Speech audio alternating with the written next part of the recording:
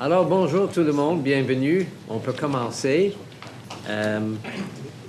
Premièrement, je voudrais exprimer quelques mots de bienvenue aux nouveaux membres du Sénat. Je commence avec Ross Hastings de la Faculté des sciences sociales. Bienvenue, Ross.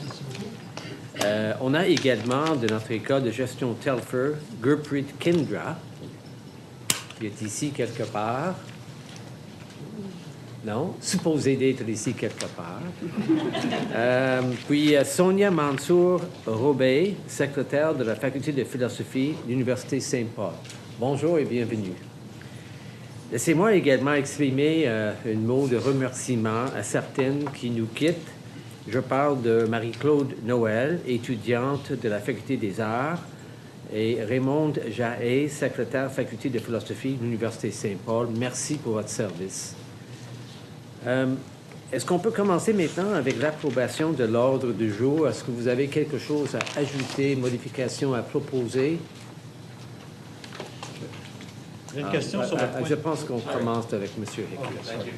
I have a point of privilege this afternoon. Well, we're talking about the order, the ordre du jour maintenant. It's a point of privilege that should be addressed before approving the agenda. Well, I'll decide that. Tell me what it is, and we'll decide whether it's now or later. Well, the point of privilege, Mr. Chair, is that I have received discriminatory, intimidating, and defamatory remarks directed toward me at the last meeting of the Senate.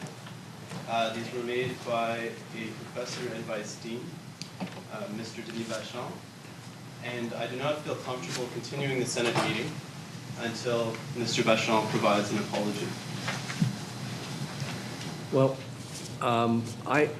I don't think it's appropriate to deal with this at this point, so I'm going to put it over. In fact, we have an item called Treatment of Student Senators. It's item 13B on the agenda, and I think that's the proper place to deal with this. Mr. Chair, this is a matter of treatment of student senators, and it is not legitimate to leave this matter to the very end of the meeting today. This is a matter of fundamental importance. This has to do with respect of the Senate's members, respect of students, and I request an apology from Mr. Vachon at this time, before we go into the meeting. Mr. Vachon, are you prepared to deal with this at this moment? Monsieur le Président, je serais prêt à consentir. It's not the tradition of the Senate to stand. This is an informal body. Please feel free to sit down as you speak. Merci, Vous pouvez rester Merci. asseoir pour votre intervention. Merci. Merci. J'acquiescerai volonté dans la mesure où M. Hickey lui-même demandait des excuses au Sénat pour son comportement inapproprié lors de la dernière réunion du Sénat. I'm Anglophone. Could you please, or someone perhaps provide a translation? No, Mr. Chair, you've been asked whether you're prepared to apologize for your behavior at the last meeting of the Senate.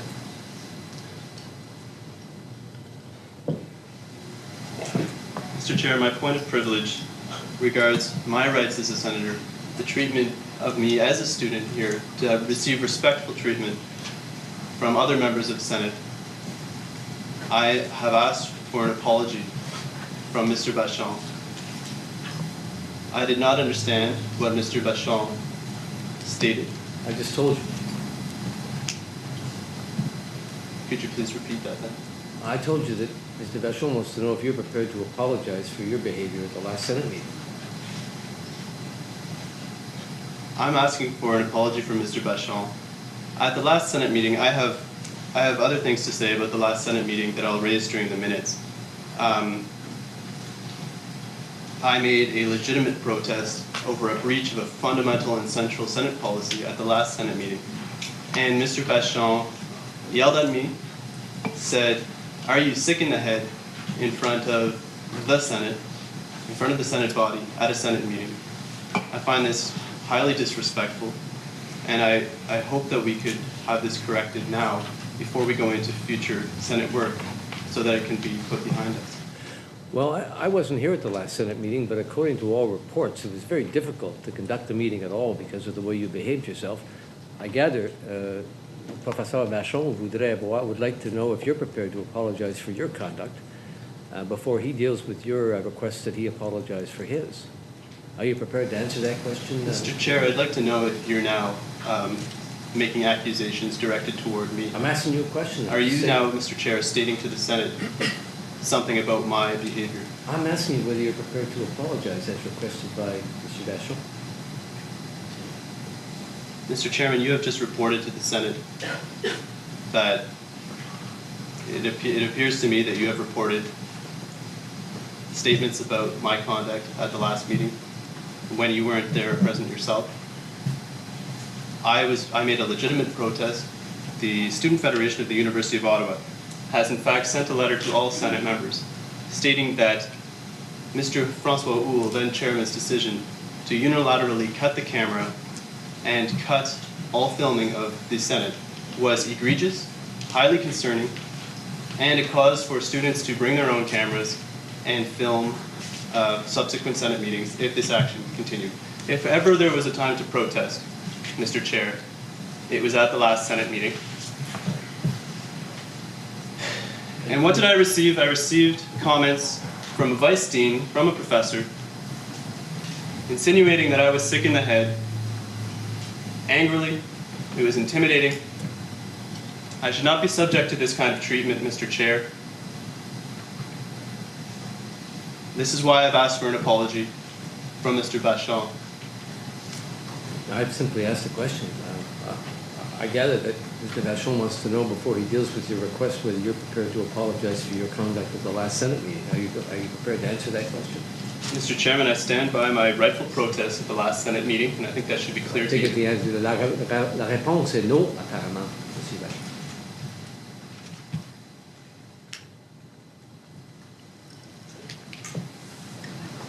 Alors, So, does this mean that you are refusing to apologize, Mr. Chair?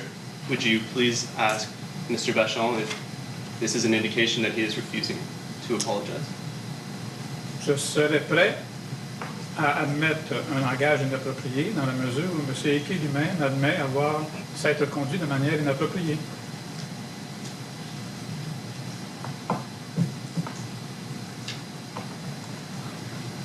Gary, do you have something to say? I think I kind of wait until we deal with the minutes, but I have a question about the agenda. Okay. What I'm hearing here, Mr. Chairman, is that a Senate member, a vice dean rather, and a professor with a significantly higher position of power within the institution is holding back an apology for a personal, direct, and a defamatory attack against a student in an attempt to pressure a student to abandon a legitimate protest over a central key policy, which is the Senate's policy on video recording.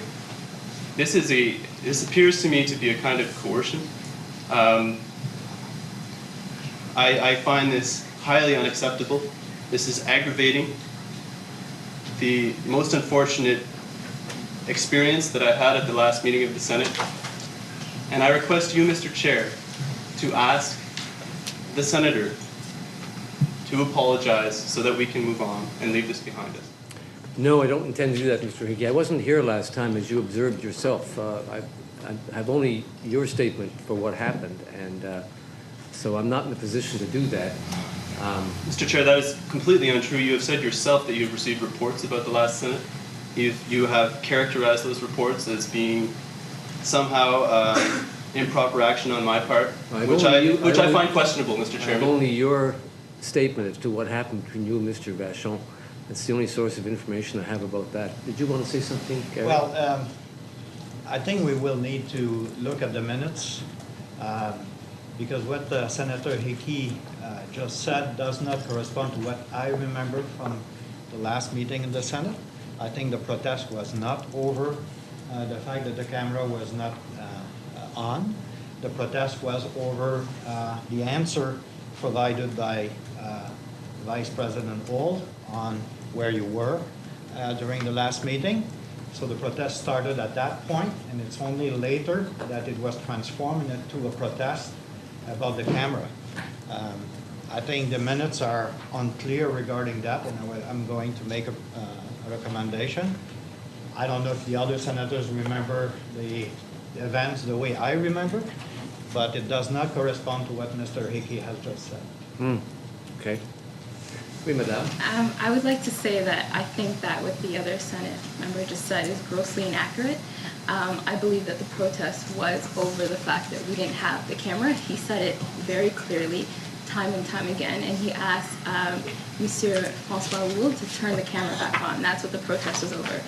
And so in my respectful opinion, that is what was being discussed.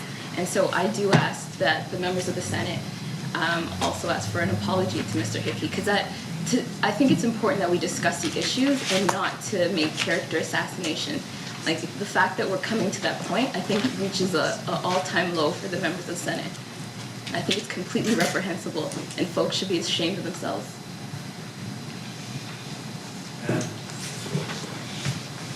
Mr. Hickey? Mr. Chair, I maintain my point of privilege, and I ask you to ask for an apology from the member of Senate. No, you've already asked. I've already told you I was not going to do that, Mr. Hickey.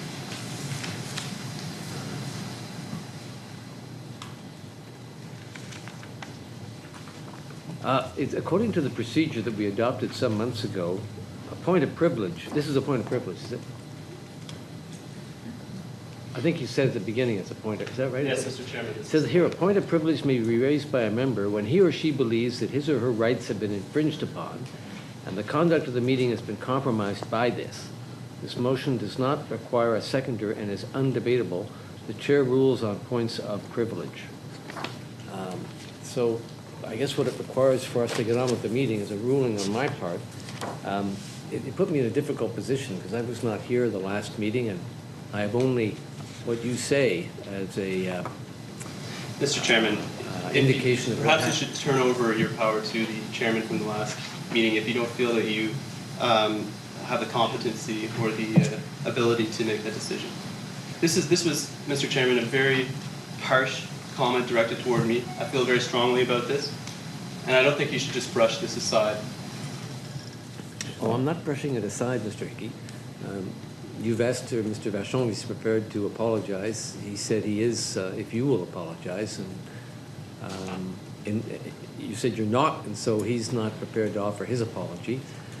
My interest is getting on with the meeting, on which we have a number of important things on the agenda. I really do think we should return to this at the end of the meeting. In the meantime, we can reflect on how to deal with it. But for the moment, Mr. Chairman, I asked for this apology the week following the last meeting. There has been plenty of time to reflect on it. Mr. Chairman, you're brushing this aside. This was an unacceptable attack on a student senator. This goes a long way to damaging the atmosphere of the Senate. It goes a long way toward hampering student participation in the Senate's deliberations.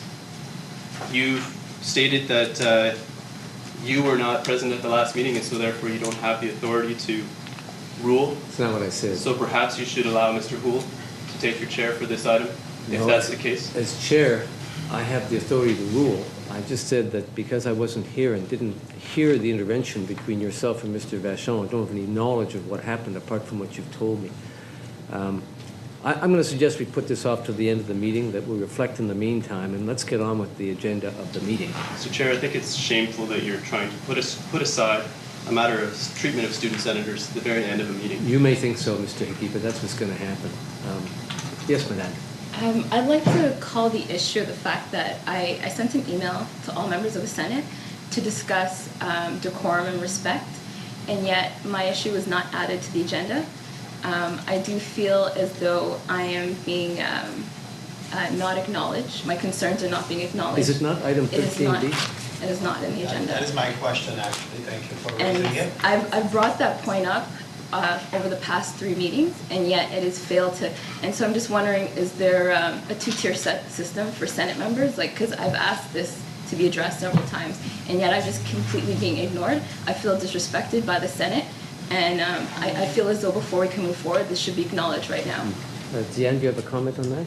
Well, it didn't come to me as in the form of a motion. I'm sorry if I misunderstood your intent here, but as far as certainly this can be addressed under 13B. I thought it could be incorporated into that discussion. But I feel as a member of the Senate, I shouldn't just be incorporated into discussion. I feel as though it should have its own heading. If perhaps it wasn't clear, then maybe you should have asked for clarification. I could have said that because I specifically said in the email that I wanted it discussed at the last meeting, and I sent it to all members of the Senate. And to see that it just wasn't put in the agenda is completely disrespectful. Well, what you're suggesting, now that we're discussing approval of the agenda, you're suggesting that the agenda be amended to reflect your item. Yes. And you tell me what your item is again? It's to discuss decorum and respect. Okay, well, why don't we add that to... Before we move into the agenda? approval of the agenda, I'd like a clear ruling on my point of privilege, please. I'm going to defer my ruling on the point of privilege until the end of the meeting. We're going to come back to this under item 13. Mr. Rock, a point of privilege is about rights of senators. It's not an item that can be, with due respect, that can be put aside. I understand your position. Right, I believe that's a procedural right to have a point of privilege ruled on at the time that it's made. And I have a procedural right as the chair to tell you we're going to defer it until item 13B on the agenda. Are you saying you have a procedural right to defy the Senate's procedure?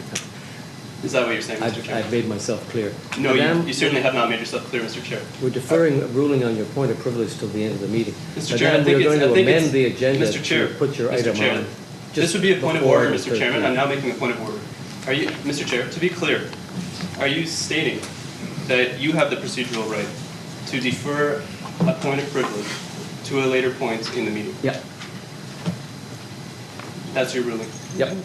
Now, as far as the agenda is concerned, with the permission of the Senate, I'm going to amend the agenda to add the item decorum in the Senate as an item just before number 13. I'd like to see it further up in the agenda. So would I, but we got a busy agenda. I know, but I was it's- just... Hmm? Yeah, she's on It should be 11. Huh? 10B for discussion. this. Maybe for discussion. For discussion, 10B. Yeah. Well, what about after the ombudsperson, make it item 10B?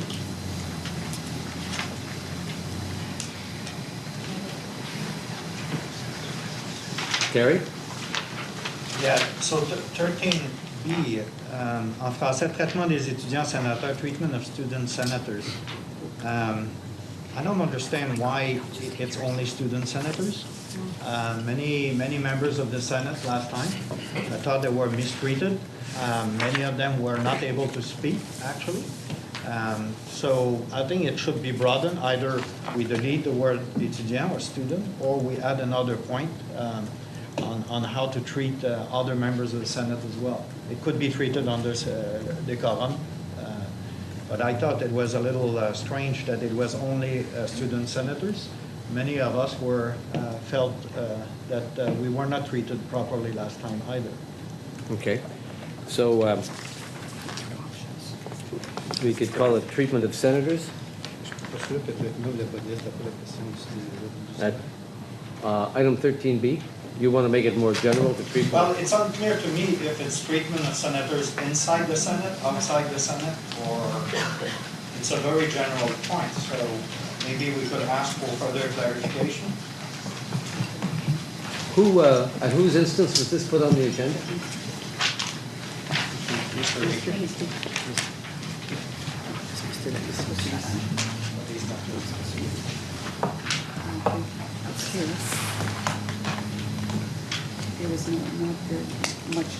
There was no explanation. Well, Gary, I think there's scope for you to raise your point as we discuss this. When we come to item 13.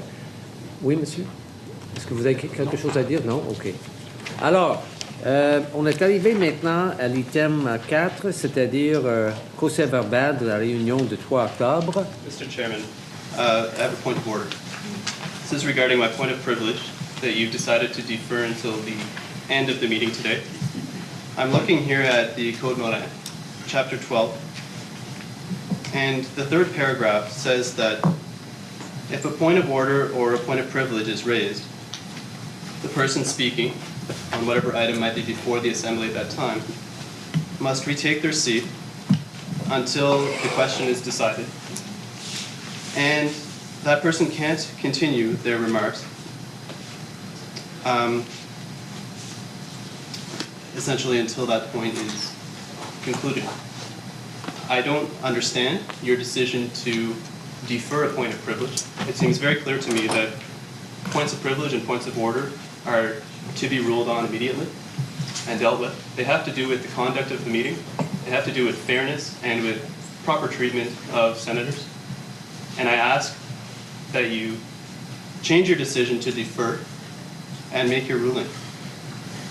No, I'm going to defer to the end of the meeting, Mr. Hickey. I think you're entitled to a ruling on your point of privilege at this meeting, and you will have one before the meeting ends. Can you explain your authority to defer a point of privilege? Well, the chair has the authority to, subject to being overruled by the Senate, of course, has the authority to govern the procedure of the meeting, determine how things are addressed. And in my judgment, it's better to leave this discussion till the end of the meeting. It'll give us a chance to reflect further on what the options are procedurally. And we have a lot of Mr. Chairman, there's no better time than now to reflect on what the options are procedurally. You may think so. With respect. You may think so. But as chair, I've decided we're going to defer till the end I of the think so, and meeting. I think Mr. Morin thought so as well.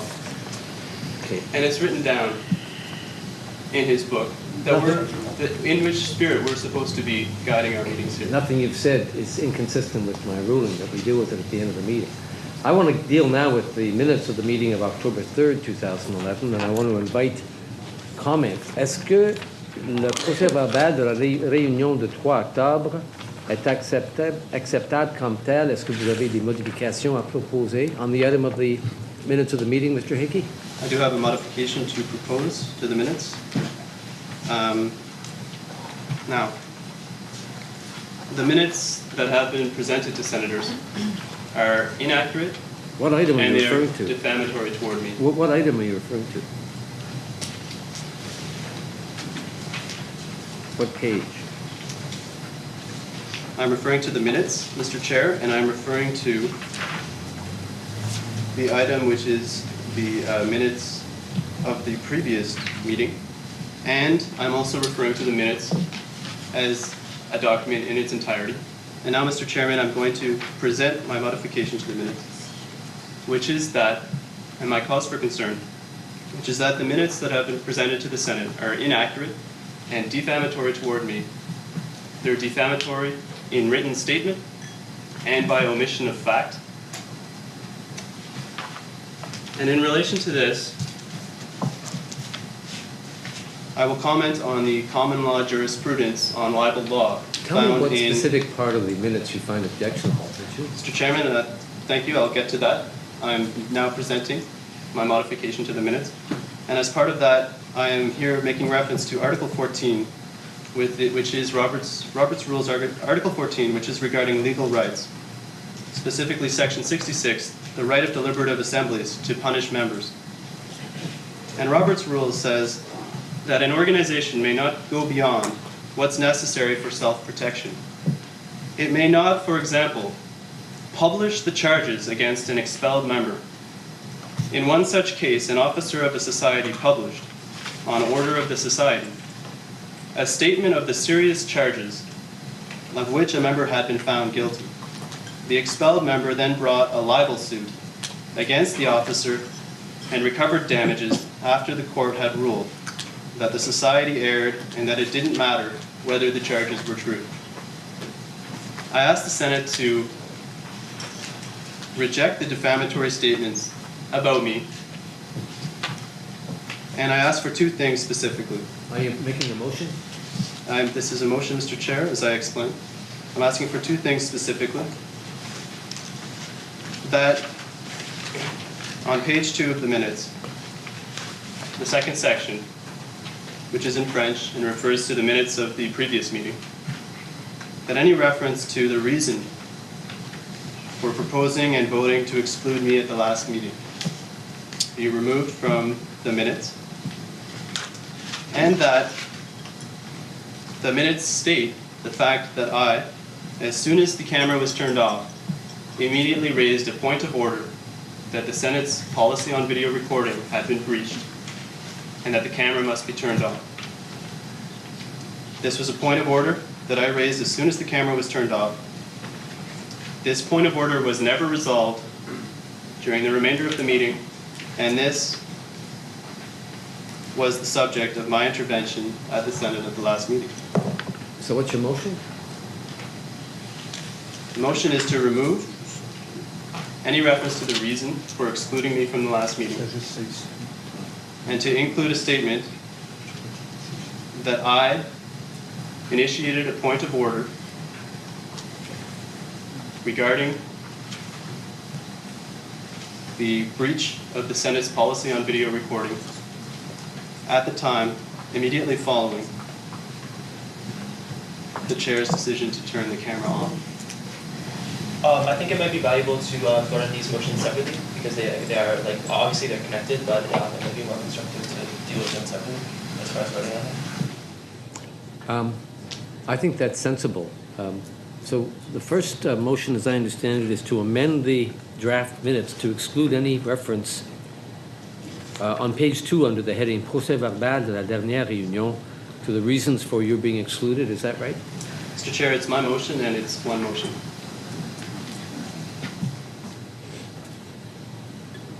Okay, so your motion therefore is to remove any reference to the reasons for your being excluded and to add that you are making a point of order. Tell me again. And to add that. That's right, you weren't there at the last meeting, but it was that I made a point of order that the Senate's policy on video recording had been breached. Okay.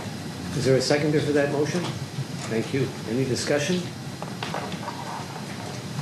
Gary? Okay, so indeed, Senator Hickey did make that comment or motion, point of order, whatever. I think the minutes, in a sense, explain what happened. Vice President Hall, I think clearly indicated, that's my understanding, that the camera would start again as soon as Senator Hickey counts down. And Senator Hickey was aware of this and decided not to. So if we amend the minutes, the actual events should be explained correctly, not to give the wrong impression that it was entirely due to the ruling of the Vice President. There was a confrontation, in my opinion. The other Senate members can correct me if I'm wrong, but I think there was a confrontation between the person who was chairing the Senate meeting and Senator Hickey. Senator Hickey refused to sit down and calm so that the camera would start again, and therefore the camera was stopped for the entire meeting. Rightly or not, I don't know, but that's what happened in my opinion. And the amendment to the procès verbal, I think is incomplete because it does not include all of the events. It's a selection of the events. Right? So I take it you're speaking against the motion? In its current form, yes. Any other discussion of the motion? Oui, madame. I like to disagree with my colleague and say that that's not the events that took place at all. I do find the language to be quite inflammatory towards Senator Hickey.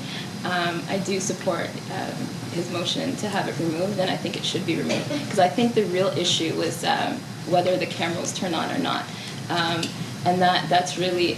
I see Mr. Yulsik shaking his head, but that really was the issue that was at hand. So I do think it should be removed, and I think it's to speak about a member of Senate like this in the minutes I think it's inappropriate and disrespectful. Okay, thank you. Are there any other comments or discussion? Autres commentaires? I have a question about what Senator Hickey read. It's unclear to me if this applied to a member being expelled from the Senate forever or expelled from a meeting of the Senate. It wasn't clear. Can you explain? I also consider it to be a question of importance to the Senate, and I think perhaps we should be looking into it and finding out the details of what happened in this other case. That is the jurisprudence when a deliberative assembly publishes charges against a member. as the Senate is proposing to do here. It does not say in Robert's rules what the charges were. It makes reference to charges being published. It makes reference to a successful libel case in contestation of that. And it refers to expel from that. Well, I could pass this document around. It does refer to an expelled member in Robert's rules. Okay. Any other discussion of the motion? If not, I'm going to request that we have a vote. I do have a discussion point. I strongly disagree with Mr. Slater's characterization of the October 3rd meeting. I could not have made it more clear that I was requesting, on point of order, for Mr. Houle to turn the camera back on. I stated it as clearly as possible many times. It was a breach of essential Senate policy that the Student Federation has written strongly in support, strongly in criticism of this breach just last week. And I would like the facts to be represented in the minutes and the defamatory statements to be removed. Mr. Houle? I would just say, because I don't want to argue on that point, but if you look at page 1, ruling of the chair, I think it's close to what happened. I mean, there was no proper decorum respected during the proceedings because Mr. Hickey did not accept my ruling about your absence, and he wanted to make a speech towards the camera, and then I asked him to sit, to calm down, and he did not accept that, and it's only at that point that I said that if I cannot get order in the Senate, that we're not going to record it. That's my point. That was exactly what happened at that time. In fairness, Mr. Chair, I have to dispute Mr. Houle's statement. Stated that I made a speech to the camera, or that I attempted to make a speech to the camera. What I stated was, let the Senate be aware that the President has now missed 6 out of the last 10 meetings of the Senate. Those were my words. At which point Mr. Houle ordered the camera turned off. At which point I then submitted a point of order that the Senate's camera should be turned back on. In the absence of other discussion, I'm going to call a vote. The vote is on the amendment to the minutes in the terms proposed by Mr. Hickey. All those in favor of that amendment, please raise your hands. Opposed? I'd like a vote count, please, Mr. Chair. Abstentions?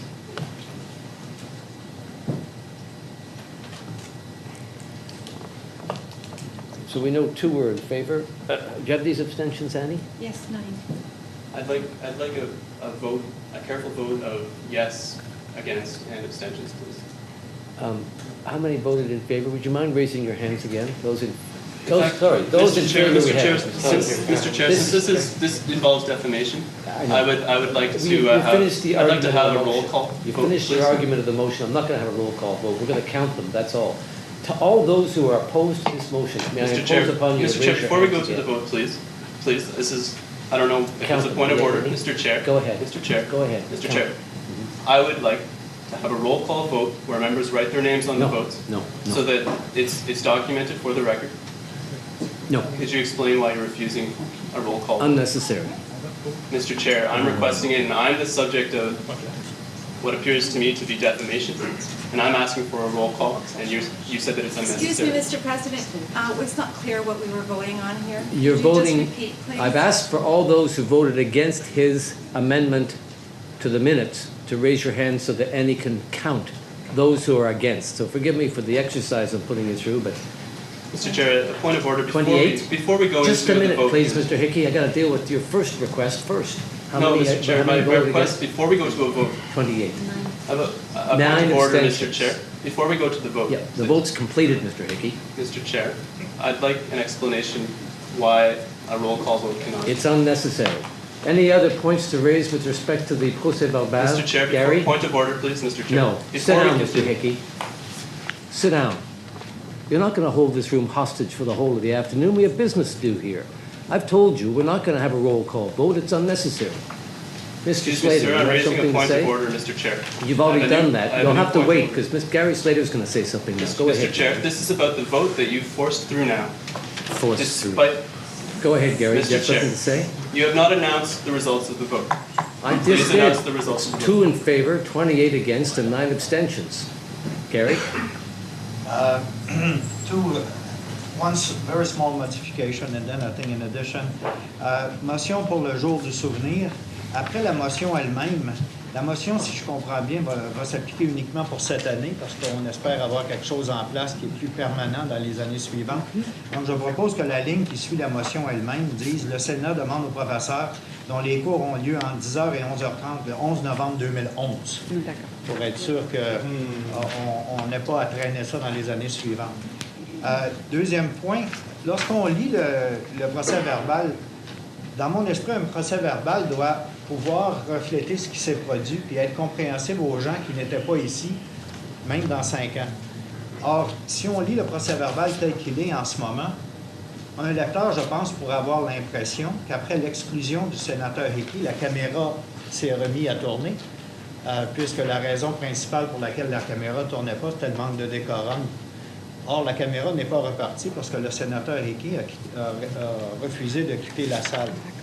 Est-ce qu'il ne devrait pas y avoir, je vous laisse décider, est-ce qu'il ne devrait pas y avoir un commentaire qui va expliquer aux gens dans le futur qu'on n'a toujours pas d'enregistrement de la réunion parce que le sénateur a refusé de quitter la salle? Parce qu'en ce moment, moi, j'en conclurais que à partir de ce moment-là, on a un enregistrement vidéo de la réunion.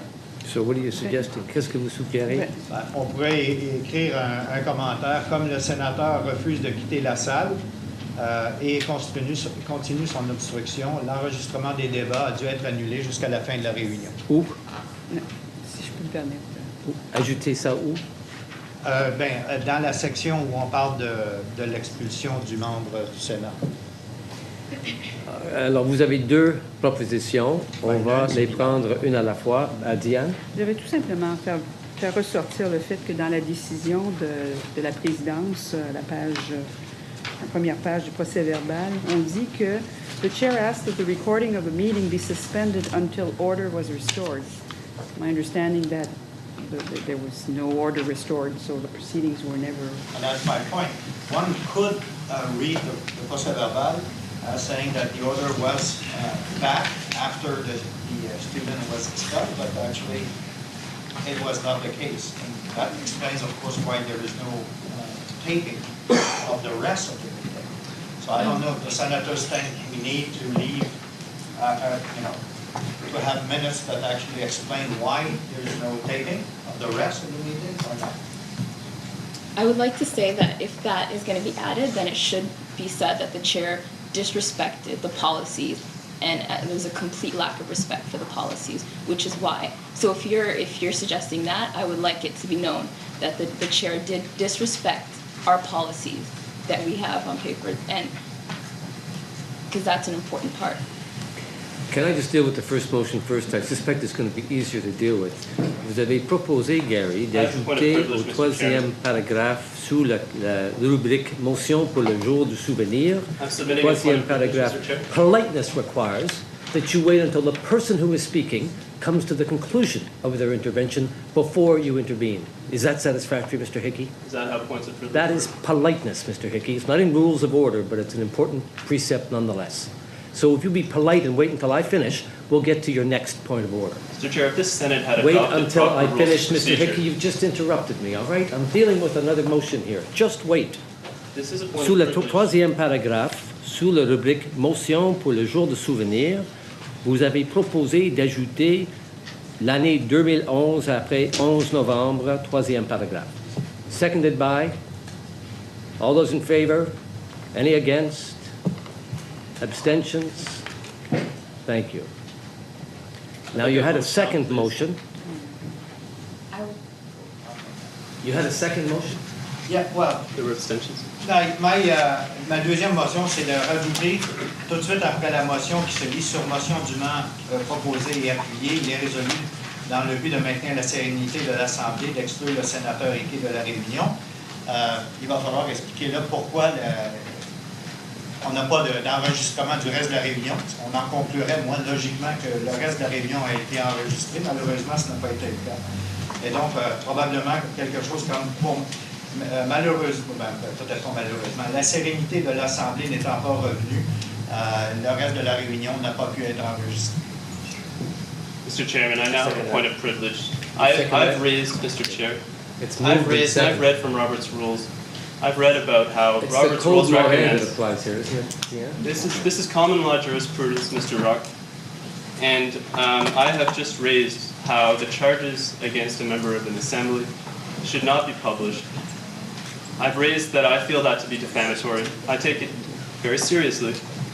I've raised that point, and now a Senate member. By the way, members of the Senate, we have important business to get to later on. We're going to need a quorum for that, so I encourage those of you who can stand it to remain, because we're going to need your involvement later on in the agenda when we come to more substantive matters. Go ahead. Are you suggesting, Mr. Chairman, that defamation is not a substantive matter? No, we're I dealing with find that- procedural I matters find now. that to be insulting. We're dealing with journalistic. procedural matters now, namely the order, the procès verbal. Mr. Chairman, I've just read, I've explained how jurisprudence states, and as referenced by Robert's rules, very well-known procedural rules reference text, that it's wrong to publish charges against a member. It has been found to be defamatory before. I've raised that serious concern, and now a member of the Senate, the Dean of Graduate Studies, suggests adding more defamatory statements into the minutes. I find that to be highly insulting, Mr. Chair, and I request that you ask the member to apologize to me. There's a motion duly made and seconded on the floor, and I'm inviting discussion of the motion. Any other Can I discussion have of a the motion, ruling on Madame? that point of privilege, please, Mr. Chair? No, there's a motion on the floor. We're going to deal with it. Other So you- discussion on the motion, Madam? Name is not in the motion. Other discussion? Any other discussion on the motion? Mr. Chair, would you please rule on this point of privilege? I've ruled against it. The motion's on the floor and will be dealt with. Now, Gary Slater has moved that we amend the minutes. Could you tell us again what the amendment is?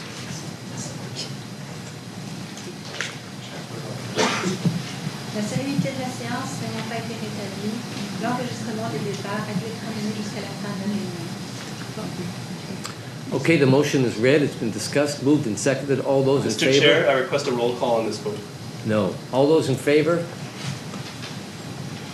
Point of order, Mr. Chair, could you please Opposed? explain? This vote requires a count, and it should be a roll Abstentions? call. Mr. I Chair, disagree. I have a point of order. Before we go into the vote, The vote's please rule on finished. this point of order. I ruled that we're not going to have a roll call. Could you explain that, please? Unnecessary. Again, Mr. Chair, I believe that this involves defamation. I understand your position, Mr. I Hickey. believe it's very serious, I and it should be documented. I understand your position. Now, Can we please have a count on this vote? may I impose upon those who voted against to put up your hands again so that we can count your hands, please? Again? Again? Sorry, four. Four. Against was easy.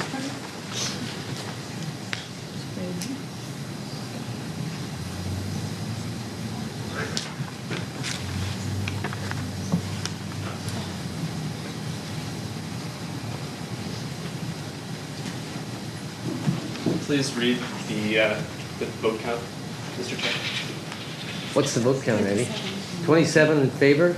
How many against? None, and I have 6 That's not true. No, I'd like to vote on that. Well, we call the vote. Yeah, and I put my hand up. Okay. Could you please, you've called the for vote against so that we can have a count. Could you please call the no vote again, Mr. Chair? So who voted against? And the abstentions, did you get the abstentions, Andy? Yes, I did 6. 6. Any other issues with respect to the procès verbal before we move on to the next item on the agenda? I have another issue on the minutes, Mr. Chair, unless someone else does. Thank you.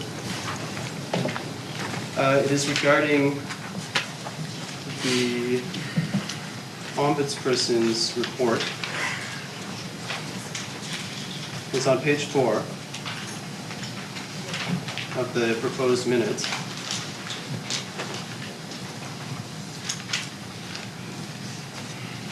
And this item states that it was resolved to send a letter to the ombudsperson.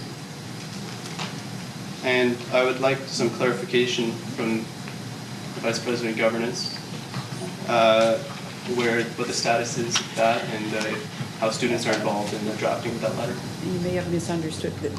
The language used here is that excuses were not a letter be sent to the ombudsperson.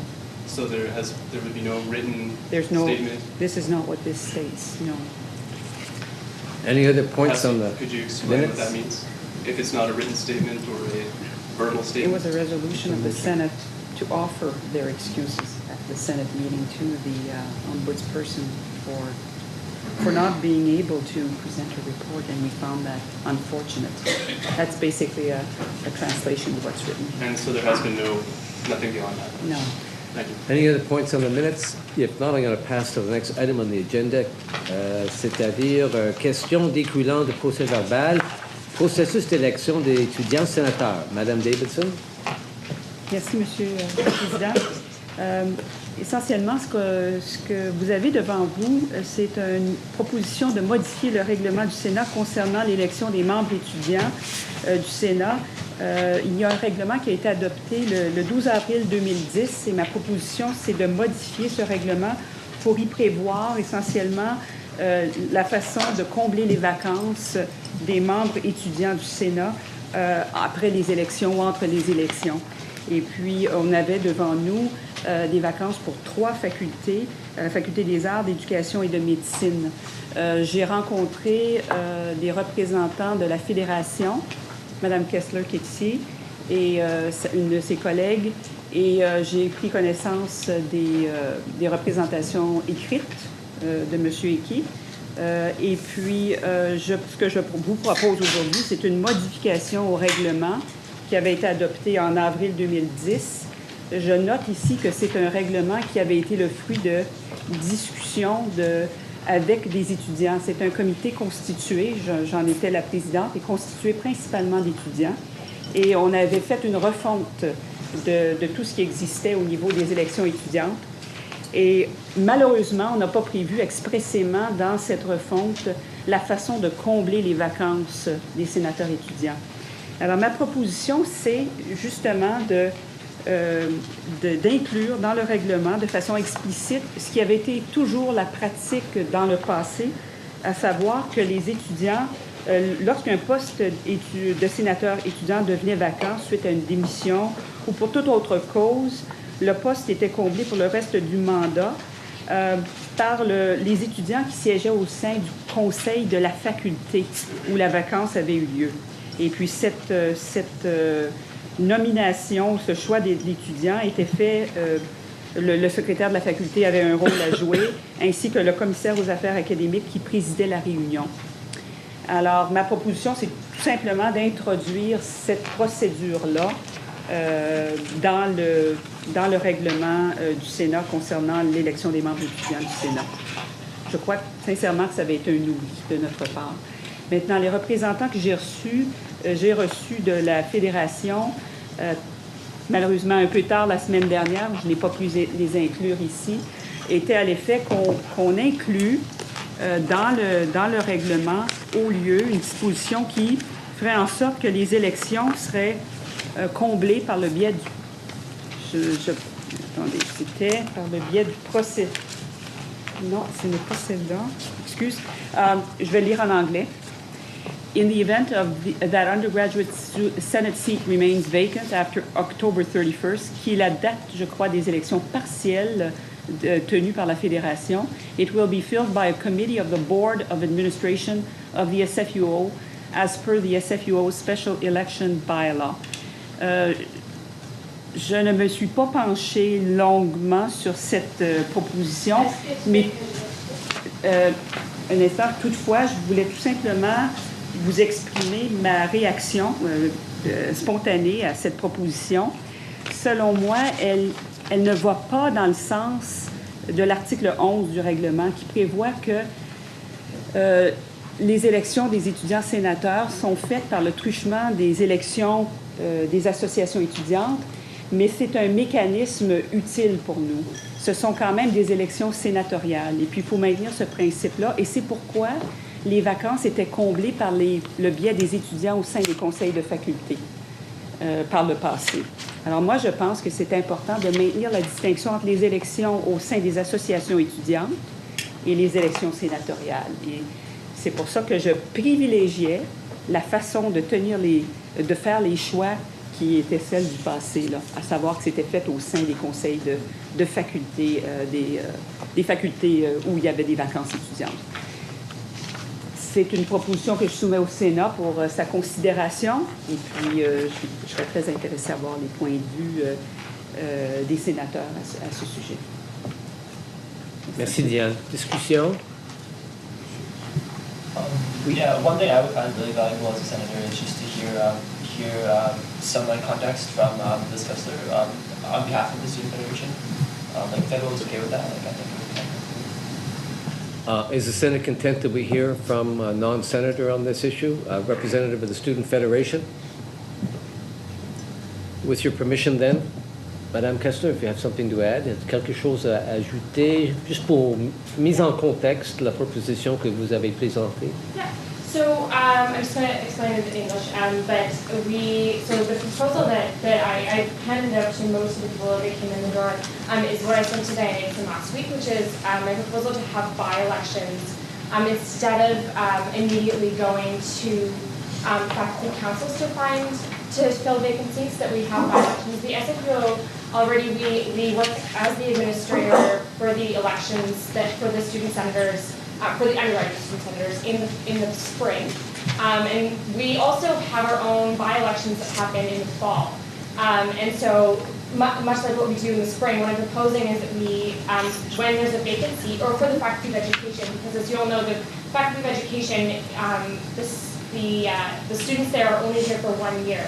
And so it doesn't really make sense to have the elections for them in the spring if they're going to be gone and have new students in September.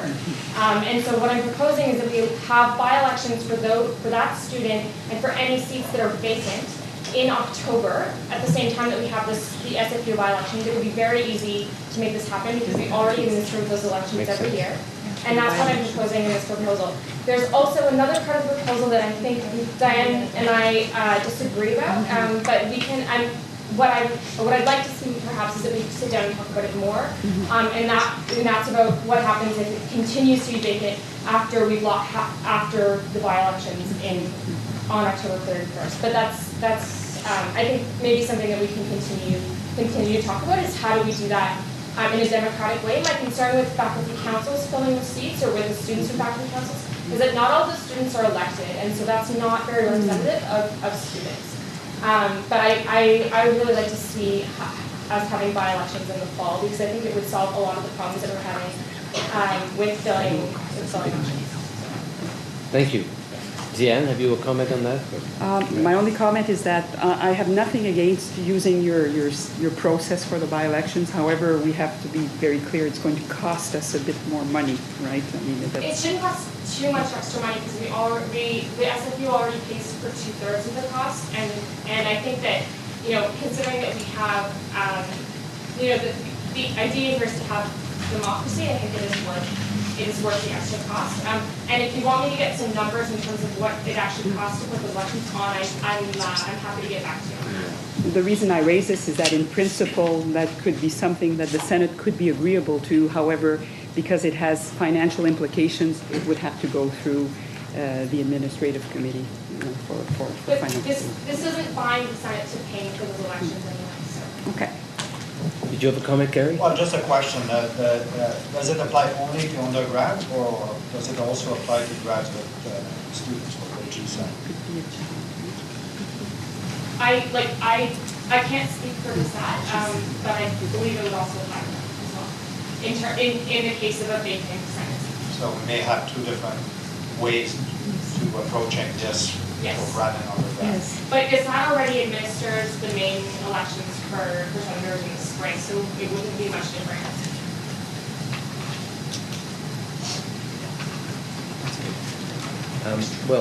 Madame? I just had one question.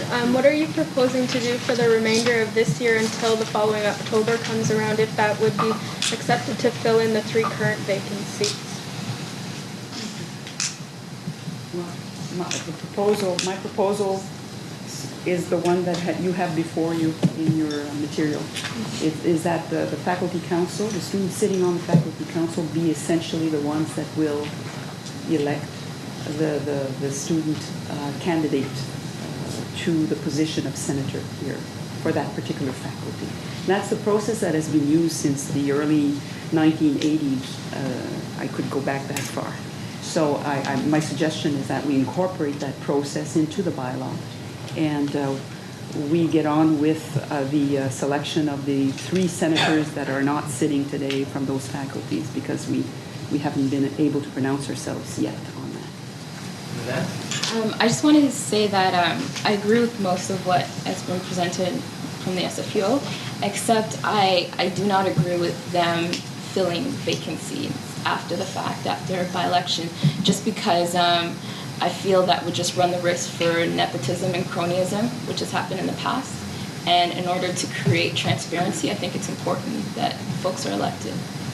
This doesn't deal with that. You know, but so the document that was handed out the SFUO special election bylaw, whereby after the October the 31st, that they would fill those seats themselves. Yes, Article 14. So number 14, yes. So that's what I take issue with. Right. I guess my statement is just it definitely seems like there are a lot of different things that we want to see incorporated into this procedural change, and so it might be valuable to table this until the next meeting, but potentially meet in the in between meetings to come to a proposal that the SFUO agrees with, and that the senators will agree with as well, which might be valuable. I think that's a very good idea. Now, right with you, Ms. Kessler? Absolutely. So, pardon?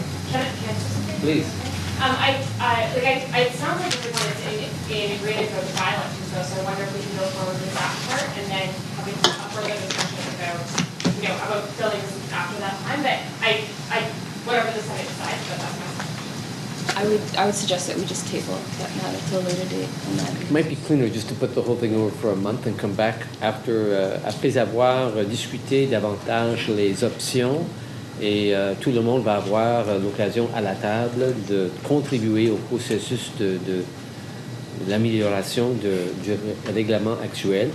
Alors, avec votre permission, je vais reporter l'item à la prochaine réunion du Sénat, et je demanderai aux gens qui sont impliqués de participer avec Diane et Mme Kessler dans une discussion des options. OK? Merci pour ça. That brings us to an in-camera item. Mr. Chairman, I have a point for item 5, business arising from the minutes.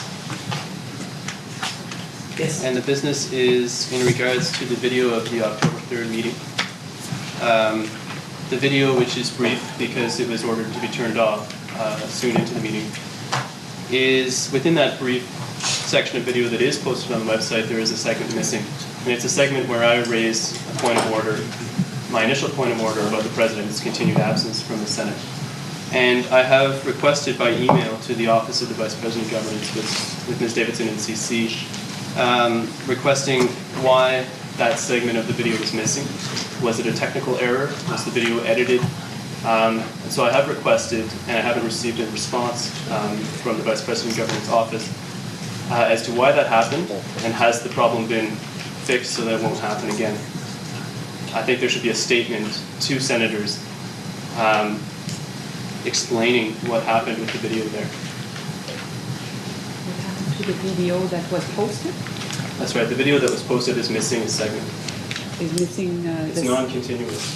Well, we just approved the minutes, which says that there was a ruling of the chair saying that the recording would be suspended until order was restored.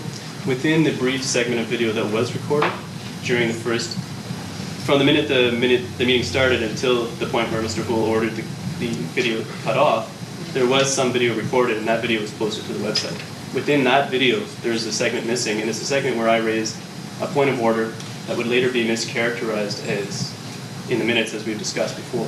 So it's an important point of video, and it's missing. That's never happened before with the Senate video. We posted what we recorded. Well, I have made that request in writing. Brett? The cameraman appears to have an explanation. Si vous voulez que je la donne, je peux la donner, l'explication. On a eu un petit problème technique. Donc on a dû, parce qu'on a un problème avec la caméra, lorsqu'on engage le hard drive avant le tape, ça donne des problèmes sur le et comme on était un petit peu pressé pour mettre, on l'a mis avant, ou mon collègue l'a mis avant, donc il a arrêté pour pouvoir engager le tape et ensuite le hard drive. Donc il y a peut-être 40 secondes qui manquent, effectivement. I think that seems to be your explanation, Mr. Hickey. Thank you. And can we be assured that the technical problem won't occur again? Well, we'll take that as a Sony, shall we? Oui, je l'ai fait correctement aujourd'hui. Okay, merci. Can we now proceed to item 6 on the agenda, which is an in-camera section, c'est à huis clos. Oui, madame.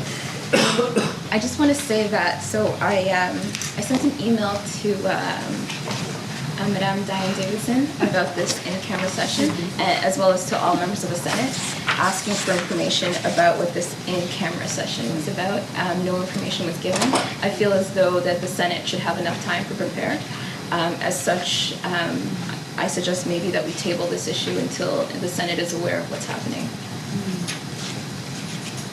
Well, why don't I explain à huis clos what the issue is, and then we can have a discussion about whether it should be tabled. I was going to have to ask those who are not members. I pointed out to you, Mr. Hickey, it's not polite to interrupt somebody when they're speaking.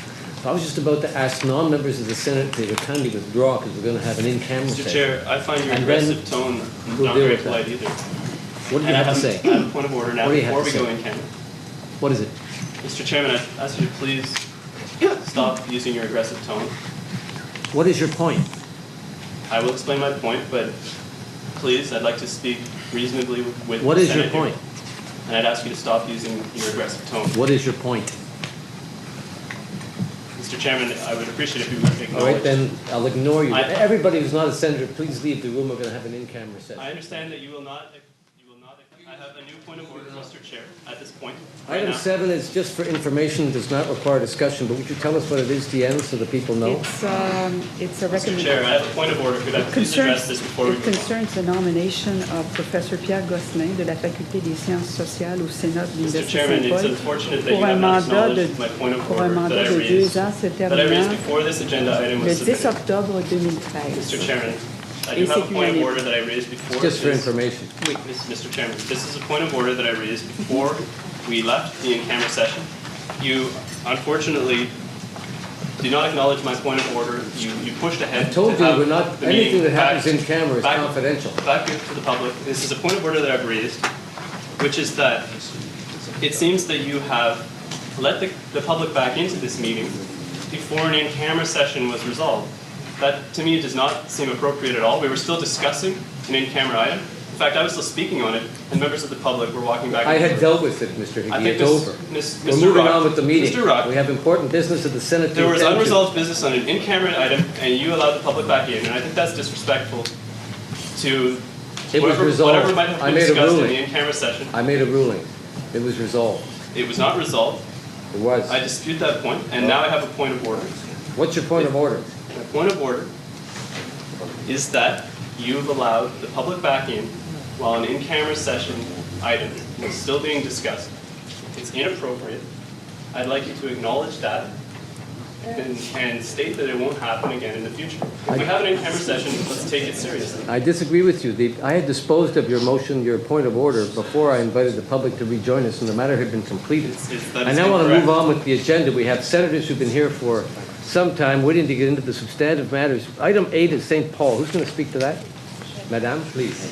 Alors, vous avez devant vous une demande de l'Université Saint-Paul pour, en fait, il ne s'agit pas d'une proposition de nouveaux programmes, mais plutôt de réactiver des programmes qui ont été interrompus en 2008.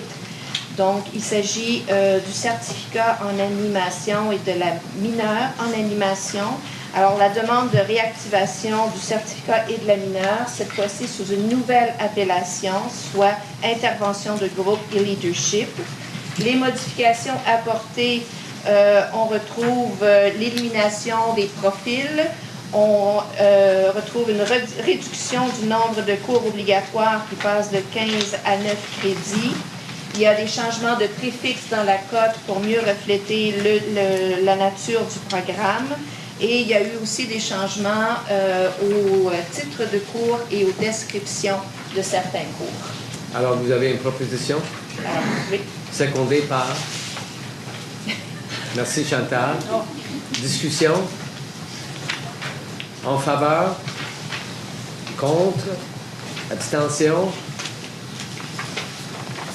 Merci, Joanne. L'item numéro 9, c'est de la part de qui? Joanne, encore? Oui, encore moi. Alors là, il s'agit d'une modification au règlement scolaire 5.1 qui s'intitule dans la version actuelle choix de cours, et on vous propose une nouvelle version. Donc, on change le titre à inscription au cours afin de mieux représenter le contenu du texte du règlement. Et on a mis au pluriel, plutôt que d'avoir la date limite, on a indiqué les dates limites, puisqu'il y a différentes dates limites, soit pour l'inscription au cours ou pour autres activités, en particulier pour les stages.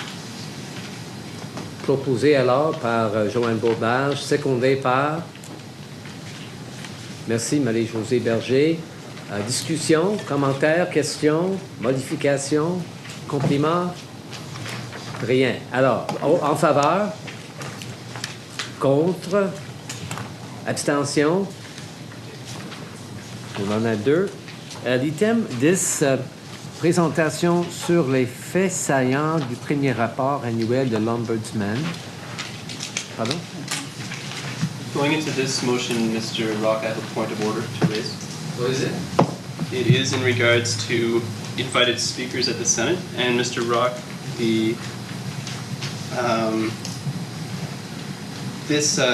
fortunately, today, we've had 2 invited speakers speak before the Senate. It's the Vice President of University Affairs at the Student Federation, Ms. Kessler, and our cameraman for the Senate has explained a technical problem. These were fortunate interventions and helped with the Senate's work. I'm glad that the Senate appears to be progressing towards a more reasonable approach to having people speak. Mr. Rock, you've told me before that the Senate does not receive external deputations, that only senators have a right to speak. You attempted to scold me, saying that I misled non-members. This is not a point of order. What's your point of order? This is a point of order. What is your point of order? I'm getting to that, Mr. Chair. Would you get to it, please? We've got senators waiting to do the business of the Senate. I'm raising a point of order about a fundamental What is your point of the Senate, and I'm going to get to it. I need to put that in context, and that will take just a few seconds here. You told me that I misled non-members that I invited, that they would have the opportunity to speak. Now, Mr. Chair, your administration has listed Ms. Allaire's name, and which, in your words, would lead her to believe that she has an opportunity to speak, and I'm glad that she does. This is a paternalistic double standard in treatment of students, but that is simply appalling, the way that you handled my invited speakers in March 2011. And you did clarify at that time that the Senate can, of course, vote to allow non-members to speak. And so here today, at today's meeting, we've had a more consensus-style decision-making where you have asked if anybody opposed to having invited members speak. So I'd like to have a clarification about how this works now. How does inviting members to speak at the Senate work at this point? Has there been an evolution? The rule has always been, and the rule is today, that senators speak at Senate. Other people can speak with the permission of the Senate. I had the permission of the Senate to invite Madame Kessler and our technician to speak today, and I seek your approval now for the Ombudsman to address points arising from her report. With your agreement, I'll invite her to make that presentation. Please proceed with that. Before we go on to the I've heard your point of order. Sit down, Mr. Heath. We're going to move on with the business of the Senate. We've heard this. Your response requires a clarification. It doesn't. Sit down. It does. I'm I'm going to a hear from the Senate member, Ombudsman now. Mr. Chair. We've had enough of this, Mr. Hickey. Sit down. With respect, Mr. Chair. No, you respect. I was treated Ombudsman. very improperly in March when I invited a speaker, Ms. Diana Ralph, of a national Canadian organization, to speak at the Senate on a motion on an exchange program with an Israeli university. you unilaterally decided that Ms. Roth would not speak, even though she was present and had a speech prepared. And what you told me at the time was a sophistry. You told me that only members of Senate have a right to speak. It was a skewed argument, and it was an argument intended to prevent the speaker from speaking, as far as I see it. And so I think it needs to be clarified how this decision is being made. What is the mechanism now, Mr. Chair, that you're using? I've made it clear. Sit down. Ombudsperson, would you please address the Senate? My point of order is... I've made it clear. Sit down. What is the mechanism, please Mr. address Chair? the Senate? What is the mechanism that you're using to decide if a non-member I've made can it speak? clear. Sit down. It's not clear to me. Madam That's why I'm Ombudsperson, raising would this you point of address order, the Mr. Senate, Chair. please? Mr. Chair, please clarify how it works. I've made it clear. Is it a consensus decision? Sit down, Mr. Hickey. I've made it clear. You're out of order. Sit down. Madam Ombudsman, would you please address the Senate? Mr. Chair, I do not wish to be out of order. Could you please explain to me how the decision is being made? Because it's important going forward, Mr. Chair. I've made it clear. It is not clear. There's a severe difference between what happened in March and what happened today. Could you please, is it a consensus? I've made it clear. Sit It's down. not clear. We're going to move on. You're not going to hold this Senate hostage. You understand that? This is an important body of the university, and it's not going to be tied in knots by one person acting unreasonably, which you are now doing. I've explained to you what the position is. I ask you now to sit down so we can move on with the meeting. Will you do that? Will you do that? I will sit down, Mr. Chair. Good. Can we have it in writing, the Senate's practice Sit down. now? I've since given it you has the changed explanation. since You've last got it week? on tape. It's just as good. You can get a transcript. Madame Ombudsman, would you please address the Senate? Avec plaisir. Thank you. Merci. Et je vous apporte mon ingrédient secret. Avec du cœur.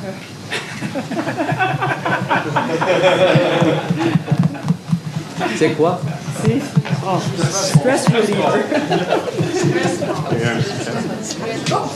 Go ahead and sit down. Sit down. Sit down. Sit down, Mr. Hickey, please. Sit down. Voilà. We're going to hear from the ombudsperson. Voilà. Merci beaucoup. Merci de me donner quelques instants de votre agenda aujourd'hui. J'en ai pour tout le monde en passant. C'est mon ingrédient secret parce que je pense que même dans une institution d'études postsecondaires et de connaissances, etc., il faut se servir aussi de notre cœur. Alors, ça me fait grand plaisir. C'est ma première visite au Sénat. This is the first time that I've been here at the Senate. Actually, it's my second time, but it's my first time presenting the report. I've been in position since September 1st of last year. First time for the university, first time for me as well. So, la courbe d'apprentissage a été vraiment phénoménale pour moi. Je veux remercier les représentants des associations étudiantes qui siègent sur le comité consultatif ainsi que ceux de l'université qui m'ont fait confiance pour ouvrir cette nouvelle fonction, ce nouveau bureau au sein de l'université.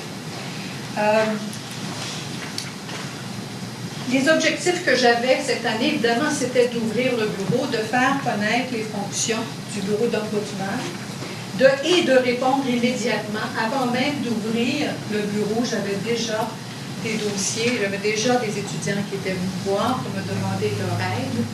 Et ça n'a pas cessé. Alors, c'est vraiment un privilège de pouvoir travailler au sein de cette institution.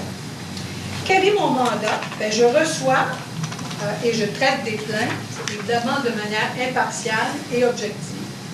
Je m'assure du respect, je travaille à assurer le respect des droits fondamentaux, d'équité et de justice. Je peux recommander aussi des solutions appropriées quand je trouve qu'il y a une injustice. J'explique toujours les motifs de mes décisions quand je ne considère pas que les plaintes sont fondées.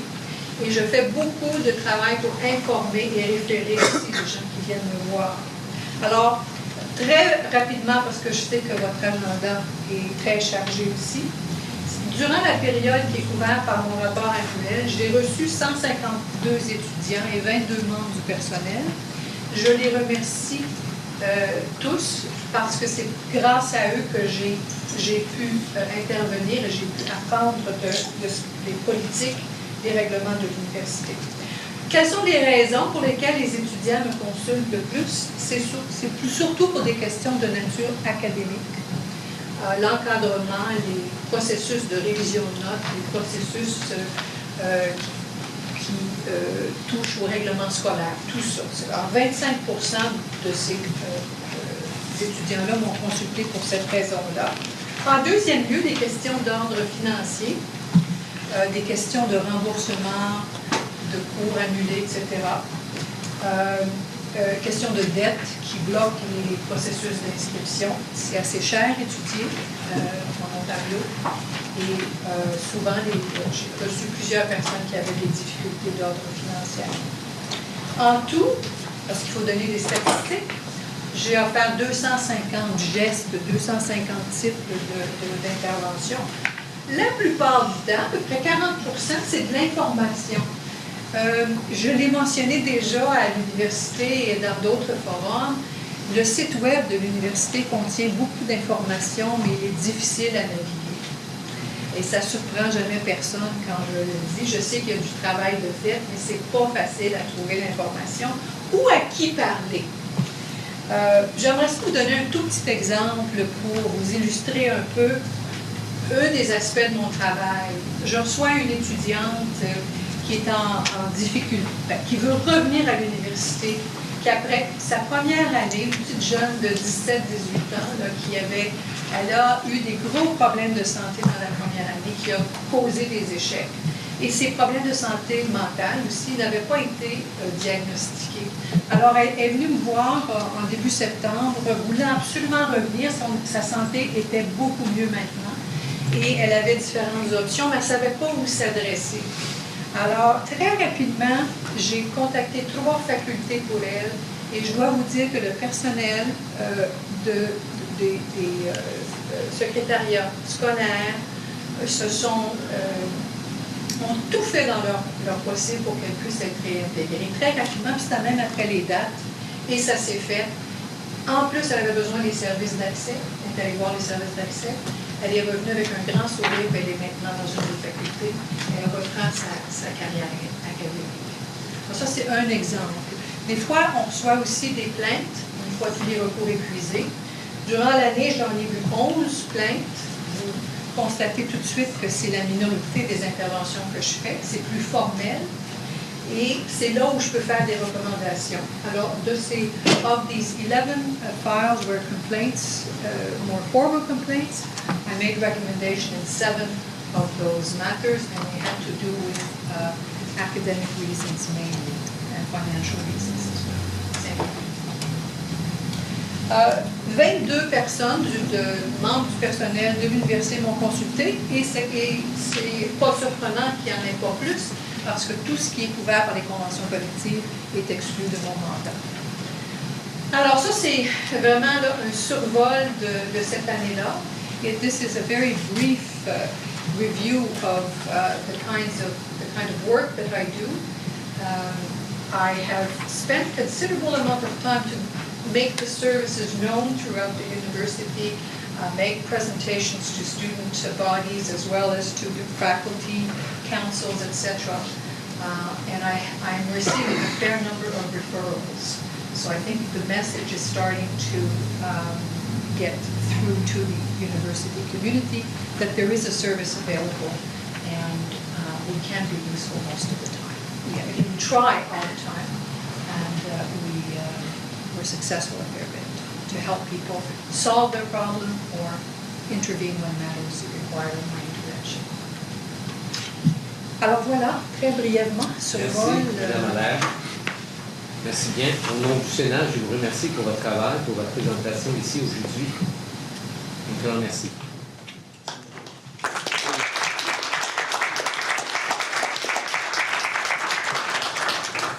Alors, collègues, on va passer à la prochaine item à l'ordre du jour, c'est-à-dire c'est Madame Hazel Gashoka. C'est votre sujet, c'est-à-dire Order and Decorum in Senate Proceedings. Would you care to speak to that? Yes. So I feel as though there is like a two-tier policy for members of Senate employed by the universities and student senators. I'll take, for example, my colleague, Senator Hickey. So I find usually that in previous Senate meetings. So when I was first elected as a member of the Senate by the undergraduates in the Faculty of Social Sciences, the first meeting I attended, I noticed that when Senator Hickey would speak, people would talk and laugh, and it's just completely disrespectful. I feel as though folks just have a lack of respect, and I feel as though it's also created a very toxic environment, one in which I don't feel comfortable working in. Most meetings, at times I've heard people make comments when Senator Hickey is speaking, saying, Jesus Christ, what the hell, comments that I wouldn't even choose to repeat. But if you'd like, I can point out which senators did make those comments. And it's just the disrespect. Moreover, when I tried to discuss issues of decorum, it was often brushed by and glossed over. And so that I'm also taking issue. It's giving the appearance as though my concerns are not important. And as a member of the Senate, I should have all rights as all members of the Senate. And so I think this discriminatory paternalistic practice needs to end. Thank you. Yes. I just have something I think I could add, especially like if someone is speaking, I think at the Senate, and you like for whatever reason maybe find what they have to say as being like disrespectful or rude or anything like that. I think potentially a better response than acting disrespectful and rude in response would be to vocalize your I guess disagreement with what that senator is saying. So it might be more constructive to, instead of sort of showing your dismay and showing your frustration, I think it might be more respectful and just more constructive in general to instead just like talk about it and say maybe like I would appreciate it if you vocalized or if you said it in this way or like what you said here made me feel this way, rather than necessarily being rude or disrespectful in response. I guess that's what I have to say. Moreover, I just wanted to also add to that I also see hypocrisy at the level of Senate. So, for example, in the case of when the camera was shut off by the chairperson, Mr. Gould, at the time, he found Senator Hickey out of order. However, there are several times where members of Senate make rude, discriminatory comments towards members of Senate, and yet the chairperson says nothing. Is it not the duty of the chairperson to maintain order in the Senate? And if that is the case, why is it that there's this two-tier system where faculty members employed by the university are allowed to make rude and awful comments toward Mr. Hickey, whereas other members of the Senate, or rather when Mr. Hickey's making a point and is found out of order, then the chairperson calls him out on that. Like it doesn't make sense to me at all. So I think if you're going to apply the same rules to Mr. Hickey, the same rules should also be applied to all faculty members who are members of the Senate. Other comments or interventions? Autres contributions à la discussion? Mr. Chair, will you now call for an apology from the member of Senate, Vice Dean of Arts, Mr. Bachand, who intimidated me and defamed me before the Senate, angrily saying, "Are you sick in the head?" I said I was going to defer that till we come to item 13B, which we're not at. We're on 10 right now. So I'm going to deal with that when we come to that part of the agenda. We've just talked about two-tier treatment of students, disrespect, been some pretty serious concerns raised. I don't understand why you're, again, pushing this to a further Well, I'm just point. being consistent. I earlier said we deal with that when we came to 13B in the agenda, and that's what I propose to do. Are there other points of discussion on the point made by? Yes, actually, I'd like to have that issue moved up as opposed to being dealt with at 13B. I'd like to suggest that we lump it in all together because I think it falls under the same rubric of decorum. And so, having said that, I think it is completely. I don't think you would allow myself to refer to any faculty member, any member of the Senate in such a way, in such a manner. Like, really, we need to have rules that apply to all people, unless the Senate is suggesting that there is a two-tier system. Gary? Well, in terms of decorum, you have forgotten to mention that somebody should not talk at the same time as the other senators. So when you're asked to stop talking, in a reasonable way, you should let the other people talk as well, as was the core issue of the last Senate. that one senator did not let the other people talk. As a matter of fact, there's an item in the minutes. I have no idea what happened. I couldn't hear a single word last night. And I'm pretty sure the students couldn't hear anything. It was chaos. So that's part of the decorum as well. And another part of the decorum is following the regulations of the Senate. And when you're expelled, you leave the Senate. And that's also part of the game, in my opinion. Madame? But just to respond to that, I think the important part, I think last Senate meeting was an extreme example. I'm not here to make any excuses for what happened last Senate meeting, but what I think is most important is that every Senate meeting I have spoken out when somebody has been rude to Senator Hickey and has made comments. And each time the chairperson has ignored my request to have decorum established at the Senate. So why is it always that when members of the Senate disrespect Senator Hickey, they're allowed to continue on and not expelled? I would suggest then I will raise the issue that when I do hear folks making, or members of the Senate making discriminatory comments towards Mr. Hickey, I will ask them then to have a vote to have them expelled, because that has happened time and time again the past 3 Senate meetings which I have attended. Is there other discussion about you're not making a motion, are you, Madame? I'm asking that we establish some sort of decorum and that the chairperson is at least able to have a respectful body is what I'm asking for. Mr. Chairman, the Senator is making a clear and strong and direct request to you to treat students fairly. And what you say is, are you making a motion? Mr. Chairman, it couldn't be clearer. Please take action. Do the right thing, and let's have a fair Senate where students are treated properly. Linda? I would like to just come back to a point I thought it was going to be later on, so I'm a little bit confused between this point and the 13B in terms, because I think Senator Slater was talking about, treatment of other senators as well, not just students.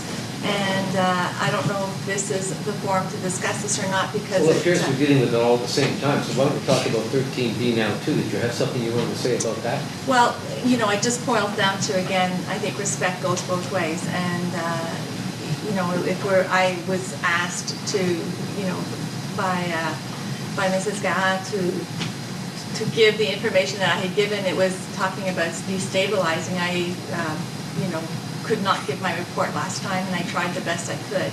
But many people came up to me afterwards and said, they couldn't concentrate, they didn't get any information.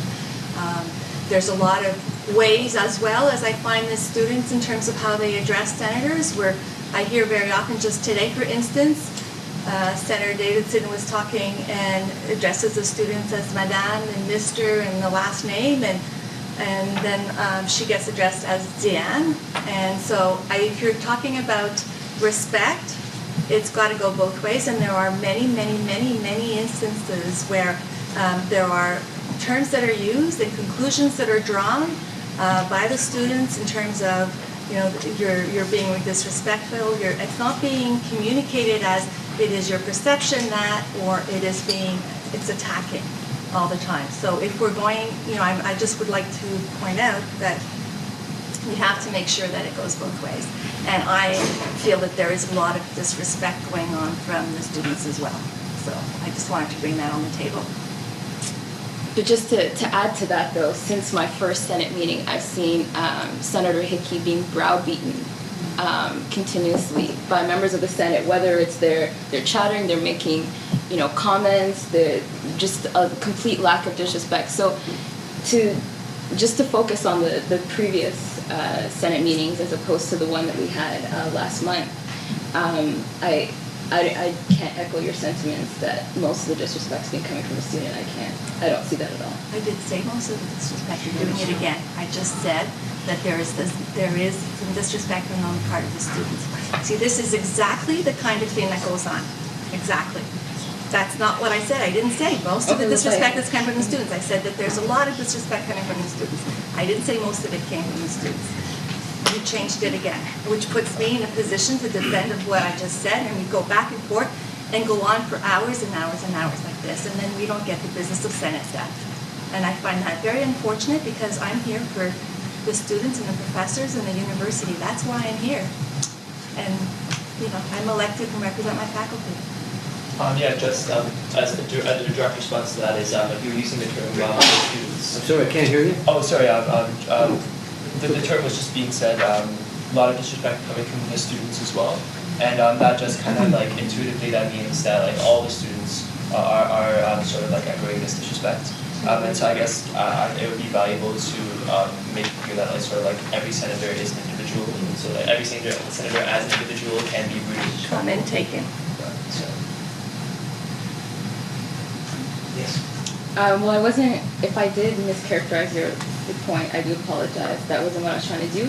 But I think it's also important to acknowledge that whether it's something that we're discussing, I don't really see an issue with that unless you're like, I would hate to see the Senate as a rubber stamping body that just literally doesn't discuss issues. I think that this is a democratic society. You know, we don't live in communist China. And so if we want to discuss an issue, I don't think that should be a problem at all. If I can add a point to that, this is a deliberative body, and there's a long tradition in deliberative bodies of heckling and other informal exchanges amongst members while debate is going on. I agree that there's a point at which beyond which it goes when it impedes the ability of Senate to carry out its business. But the foundation of the ability of Senate to carry out its business, or any deliberative body's ability to carry out its business, is respect for rulings of the chair. Point one, and we build on that. And I myself don't think that there's anything particularly undemocratic about heckling and other forms of informal exchange amongst members of a deliberative body, as long as it doesn't ultimately impede the ability of the body to, in fact, reach decisions. I would strongly echo what you said. I believe my colleague who raised this point might have been commenting on some points that I made in response to Mr. He's interventions. I have sighed. I have made side comments below my breath, and I apologize to Mr. He if he's offended by that. But at the same token, I've also smiled and made sort of positive comments when I agree with things, and I think that's what you're getting at. So I apologize if it has been offensive, and I hope that we can now move on, and I will endeavor not to make many side comments, but I do make positive ones too when I agree with things, and I think that other people do that as well. I would like to thank the Senator for his apology, and now I would ask, since we've wrapped 13B into this item on the agenda, I would ask the Chair to request an apology from Senator Bachand for his remarks at the last meeting. Well, I told you I wasn't going to do that. Can I ask you, Monsieur Bachand, est-ce que vous avez utilisé les mots attribués par Monsieur Hickey? Tout à fait. Et je suis prêt à le reconnaître. Et je suis prêt à demander que l'on m'en excuse. Mais je veux aussi que M. Hickey reconnaisse qu'il est la cause de ce qui s'est produit à la dernière rencontre du Sénat, et qu'il est responsable et qu'il devrait lui-même s'excuser si l'on veut que l'on ait des échanges cordiaux, comme je le souhaite aussi, autour de cette table. Le Sénat est un endroit où on peut discuter, délibérer, échanger des idées, mais je pense qu'il doit admettre, qu'il est responsable pour le climat qui a dégénéré le mois dernier.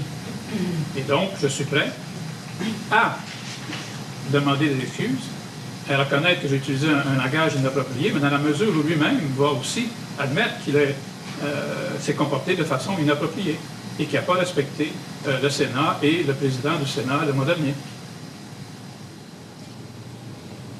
So Mr. Bachand recognizes that he said the words attributed to him, but he also wants to make clear that he considers you having been complicit in the episode because it was what he alleges is your lack of respect that led to him speaking the way he did, that you demonstrated a lack of respect for the Senate, its process, its chair, and that's why he's proposing that there be a reciprocity in the tendering of apologies. Mr. Chairman, I appreciate very much Senator Lethbridge's apology, and I find it highly unfortunate that Senator Bachand will not step up to the plate and apologize so we can move on. I made a legitimate and very important protest about the chair, Mr. Houle's unilateral breach of the Senate camera policy. You yourself have stated that you were not there at the last meeting, and so perhaps Mr. Houle should have taken charge of this, as I suggested at the earlier in the meeting. I find it very unfortunate that Mr. Bachand refuses to apologize. I find it difficult to continue with my work at Senate under these intimidating conditions. I don't think it reflects well on the reputation of the university, and I think that the Senate and you, Mr. Chair, should rather take action to protect students rather than allow this to go unresolved. Okay, any other discussion on this point? Well, in the absence of discussion, I will make my ruling then as chair. The rules of procedure that we've adopted require that I make a ruling on a motion of privilege or point of privilege.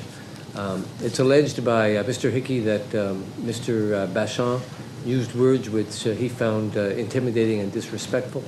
Mr. Bachand acknowledges using those words, but says that he was incited to do so by the behavior of Mr. Hickey, which he found disrespectful, and he's asked Mr. Hickey to apologize as well. On the facts, then, there's some divergence as to what occurred and who caused what. And having read the minutes and been the beneficiary of the discussion here today about the last meeting, it's clear to me that it was not a typical meeting of the Senate, that there was some considerable disagreement, not only about the subject matter under discussion, but how to proceed. And however one might feel about that, it's important to acknowledge that it was an animated discussion. In the circumstances, I'm not prepared to find that there was an abuse of the senator's privilege. I think that what I would suggest that you two do is you two discuss this matter directly to see if you can come to some kind of accommodation so you'll be more comfortable working with each other in the Senate going forward. But I'm not prepared to find that a point of privilege has been made out in these circumstances. I think a lot of it was perhaps driven by the context and the environment at that meeting last month. I think, as Mr. Bachand has said, that should be taken into account, and the role of all parties in the interaction is important. So I'm going to rule against the point of privilege, and I'm now going to suggest that we go on with the balance of the agenda for the meeting. On a maintenant l'item numéro 11, rapport du collègue universitaire au Conseil des universités de l'Ontario. Madame Linda Garcia. OK. Bon, avant de dire mon rapport, je voulais juste... j'ai un point par rapport aux coupures de presse. Vous avez vu que ça avait été envoyé. Mais ça a été changé en PDF, puis ça ne vous permettait pas de faire... parce que suite à notre collègue Timothy Lethbridge, en utilisant la fonction heading, ça nous permettait d'aller voir, parce que je sais qu'ils sont excessivement longs, puis ça va vous permettre d'aller plus rapidement avec juste les en-têtes. Alors ça doit être corrigé. Ça a été corrigé aujourd'hui. Le document est maintenant en Word sur le site. Et vous pouvez donc aller, si vous allez dans Outline, comme c'est écrit dans le document, vous avez juste les en-têtes et ça vous permet de voir les en-têtes et ensuite de cliquer pour pouvoir voir le restant du texte. Okay?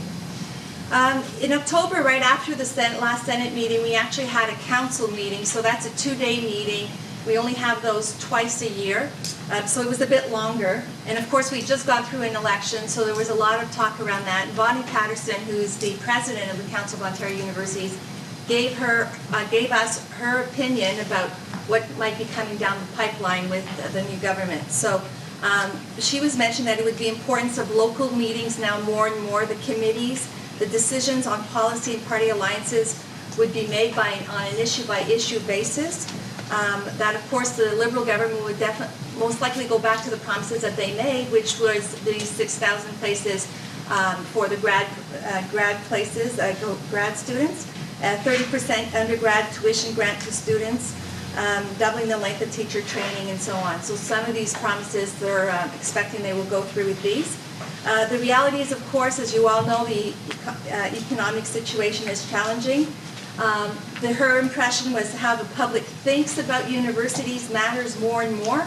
And so what will matter more and more then is the committee's work in government. So all of you who are at all influenced or involved in any of the committees around in the government to lobby as much as you can, I guess, in an informal way. Tough action, yes, and then with regards to policy issues and ongoing work, there was a lot of talk about strategic mandate agreements. So there's agreements going on, and they're not quite sure how this will be panning out. External factors and influences, student lobbies from USA, the Ontario Undergraduate Students Association, more and more influence from HECA, which is the Higher Education Quality Control Council of Ontario. The teaching streams, there's and so on, and a lot of emphasis on media discourse around the value of a university education, and I'm sure you've seen that in the papers more and more now. Jobs are amongst the top public worries. We need to develop media discourse as 92% of university graduates get a job in their field of study after 2 years. So I think that's something that we need to talk about more and more, because universities are getting a bad rap that you don't get jobs after university education. You have to go to college to do that. So I think that's a number that we need to bring forward. There was talk about the Ontario University Fair, where there was over 130,000. This was at the same time as the fair, so as you saw the numbers, this has increased again. There's a plan to put an Ontario education number, so this would be suggesting that every student be assigned a number, like in, I guess in high school, and yeah. So the Council of Ontario Universities thinks that this is a good idea, but their position is that they think that we would like to use these numbers because you can follow students around, so you could look at retention and use some of that data. So Council of Ontario Universities is pushing hard that if the government does go down that route, that the data that is being collected through that it comes back to the Council of Ontario Universities and to us in the university, so that we can get some of the information around that about what interests, where students are going. So the Council of Ontario University, because this is going to cost money and so on, is interested but recommends that we start with a small university and look at costs, and if that the data come back to us. There's also ONCAT, which is the Ontario Council on Articulation and Transfer. These are transfer payments. There's a committee now that functions. They want to make it into more of an official body, which will give more accessible information about credit transfer, and will offer information to students about how they can transfer their courses and so on. And develop some pathway projects. So this is something, again, they're very strong on looking at pathways and how students get to where they want to go, and there are many different ways that you can get to where you want to go. There's a little bit of talk about the Ontario Online Institute. There was a signed transfer payment with Contact North to put this online institute on board.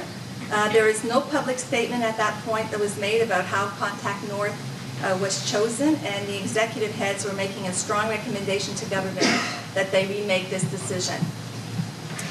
The Association of Universities and Colleges of Canada made a report, the AUCC. Because of the majority government at the federal level, they're now more able to look at big public policy issues. They're, of course, announcing that, as you know, 5 to 10% cuts to all departments, including the granting councils. So they're saying to keep your eyes open on that. There's a better tone, they were saying, in Ottawa because universities are back at the table. They want to make a new narrative about universities. There's a big push to making things sound, not being so defensive, being more proactive, and looking at how universities can contribute to the country going forward rather than what universities need. Federal research and development spending, innovation, federal interest, he was making a point that the universities are considered slow in responding to industry as opposed to colleges. So this is what was report from the AUCC. In terms of the colleagues' work, we got an update on the colleagues. We have colleagues sitting on all the different committees. UWAC, so the Ontario University Admission Center, these acronyms drive me nuts. Medical school is having, for those of you who have students going in through that, they just started last year a new system developing an online screening that looks at ethical and judgment issues. So they have to react to scenes online. This is the first year, and they're hoping that they will be better able to pick students that are suited to medicine and decrease the dropout rate, is what they were saying.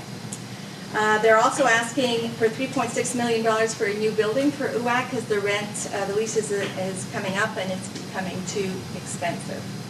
The Quality Council reported on changes that universities had to be made. They were very impressed with the first programs that came through and the quality of the programs that are being approved by the Quality Assurance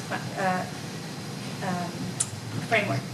Through the framework. The graduate expansion, there was no meeting at that point, looking at the 6,000 new places where they will go. I don't think there's anything new on that. Discussion papers for so we had a small paper called What is a University? This was permitted at council. The colleagues asked council, on which sit the executive heads and ourselves, to have more room for discussion rather than just information points, and it was actually approved by the executive head, so we're very pleased with this. We had a nice discussion about what is a university. We had written a small paper which I will circulate to you. The executive heads found the colleagues a little bit on the defensive and thought that we were using a little bit of rhetoric that the public has about universities and that we didn't need to be in a defensive position, but they were also saying that there was a bit of a cri de coeur that the universities are going through a transition right now. Universities are moving through this transition, but there was a little bit of a call, I guess, on our point that we need to do this right and see how this is going. The concern about jobs, again, that we don't need to be defensive about this. Most of our people will find jobs within 2 years. There's another paper called A Student Evaluation of Teaching. This is almost finalized now. We're just tying it up and sending it back to the council. This was presented at council. It got good feedback there as well. There was no support for a uniform evaluation system. They were scared that we'd go into rankings again of universities based on student evaluations. They show that teaching is important to us. They were saying that low evaluations should never be considered the only item in evaluation professors, and that what it seems to do when we wrote the paper is that it seems to be giving you more of an indication of the learning environment, but that if you want to look at a professor's teaching per se, the best way is peer review. So they were saying that the thing is that universities are notorious to tell the public that we don't like being evaluated, and so we need to move a little bit forward on this and keep showing people that we're okay with this evaluation, but we want it to be done right, and we wanted the evaluations to be used appropriately. There's a paper coming down the pipe as well. It's also in its draft, and we're reacting and adding information. Changes to federal granting agency practices towards fewer but larger awards. And so this was, right now we've talked about CFI and NSERC. We're going to be adding CIHR and SHRC in this discussion as well. So that's coming down the pipe. And one thing that we've put together that we want to write another paper on, and that the council is really wanting us to write this, is about undergrad research. So I would ask my colleagues, especially in the humanities, to come and talk to me or give me emails about what research means to you for undergrads, because we want to show. So the executive heads were suggesting maybe what we want to do is to look at how, in concrete terms, how does our research impact our teaching in undergrad? And we've got some initiatives here at Ottawa, so I would like some feedback on that. There was also a presentation on the AODA, so the Accessibility Act.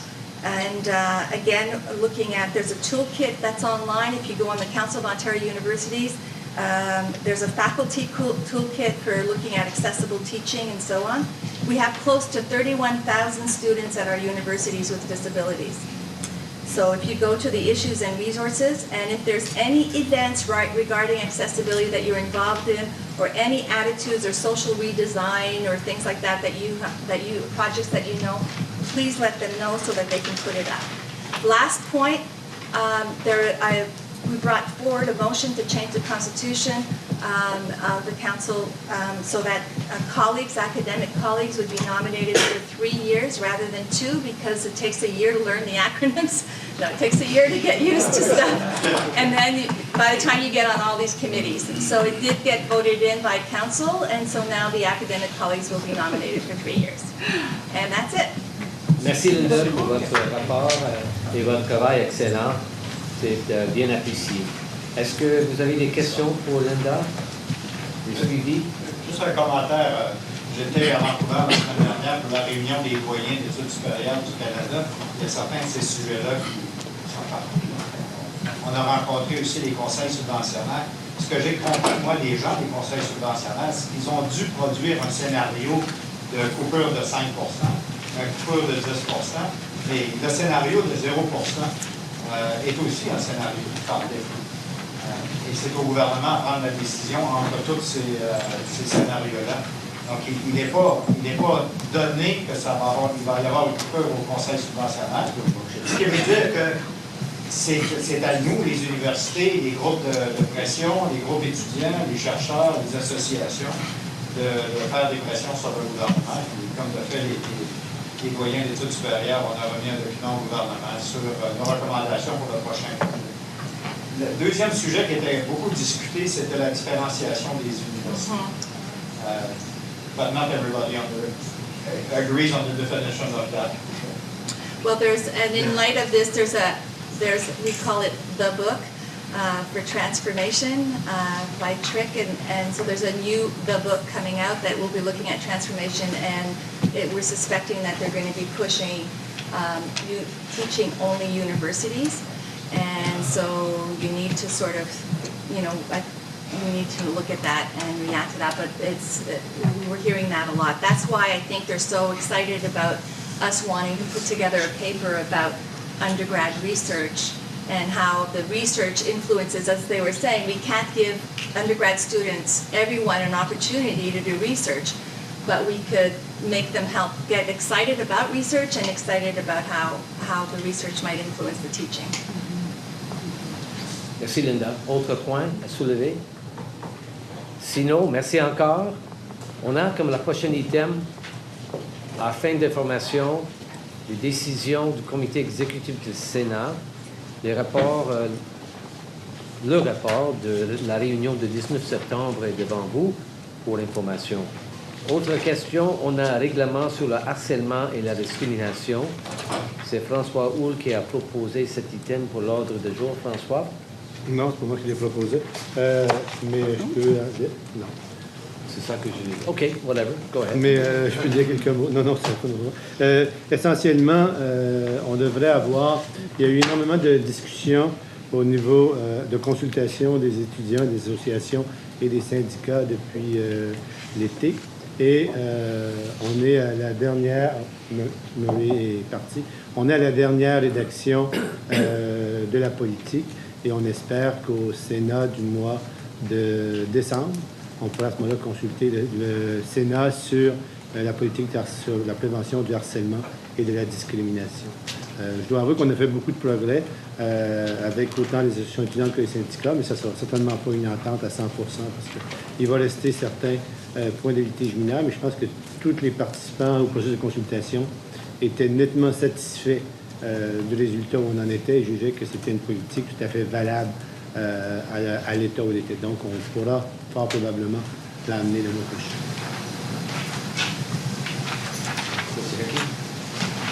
I understand from Senator Houle that he will be presenting an answer to a legal question that pertains to the University of Ottawa Act that I have raised since May 2011, which has been deferred and has not received an answer. And in following October, it's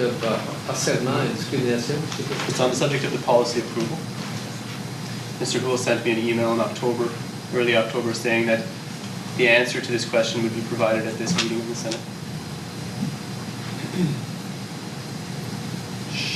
Is that correct? Should I repeat the question now? It's regarding the University of Ottawa Act.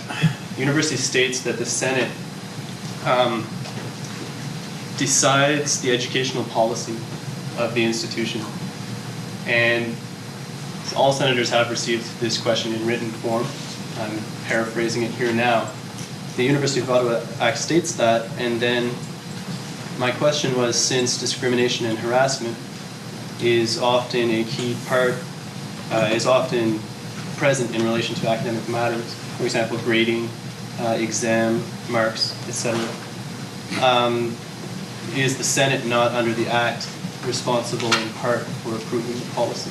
And Mr. Hull, you have the written form of that question, and you stated that you would answer it now. I mean, I did answer the question. What we answered you, I believe, Mr. Hickey, is that this is an administrative regulation of the university, and that the Senate would be consulted for the very reason that you've expressed, that because it impacts on the university as a whole. So it's a consultation, but ultimately the approval will be the approval by the Board of Governors. So your answer, if I may clarify then, is that the Senate, despite the University of Ottawa Act saying that the Senate determines the educational policy, correct, the Senate will not have a part in the approval of this policy? That is not what I stated. I said that the Senate would be consulted on this policy, and that's what Mr. Hull just indicated to you, that I believe at the beginning of December, it is our intention to bring the policy here after broad consultations on campus have taken place. Right. For a discussion here at the Senate. Should not the Senate be a part of the approval process? The Senate will be consulted before the matter of the approval of the policy is brought to the board's attention afterwards, after the Senate has considered the policy. It should be an approval that's split between the Senate and the Board of Governors.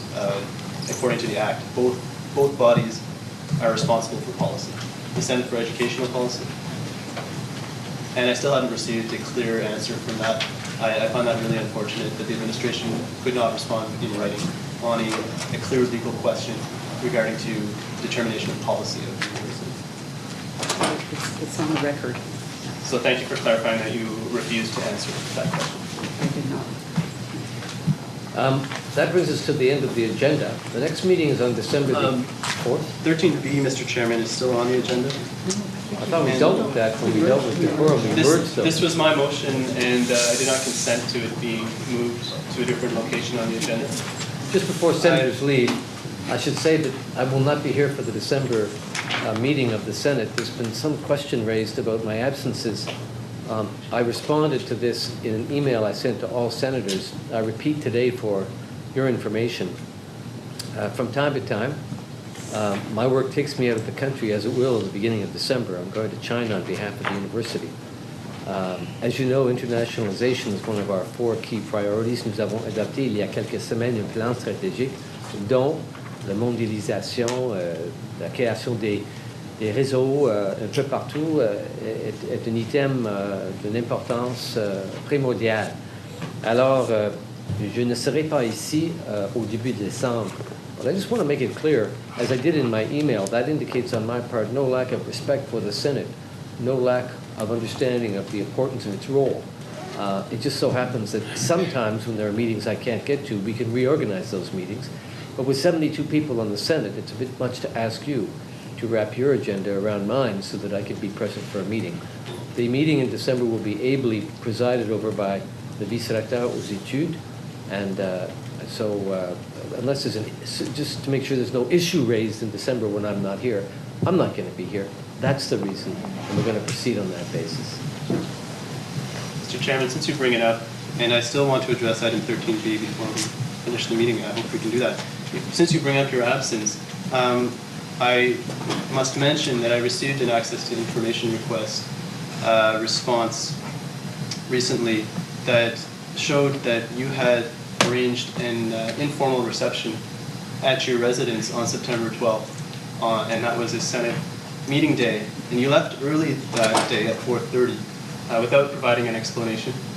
I find it difficult to understand how you would plan a reception at 5:30 in the evening on a day when the Senate is scheduled, given that the University of Ottawa Act statute declares that it's your responsibility to be the chairman of the Senate. Well, I have a lot of responsibilities, Mr. Hickey, and they deal with a lot of aspects of my activities at the university and outside of it. My experience has been the Senate meetings usually end in time for me to host a 5:30 reception on behalf of the university. I went late that day. I can't remember why, but perhaps I'll look at the tape and it'll refresh my memory. Fact is, it did go late, and so I had to excuse myself to go and receive guests on behalf of the university at my home. Mr. Rock, you're misrepresenting Are we what still happened at the late? Senate. What about decorum, Mr. Hickey? The Senate was Mr. Hickey, what about scheduled decorum? 3 until 5. You told me that I'm misrepresenting. What about decorum and respect? Have we forgotten already? Have we, Mr. Hickey?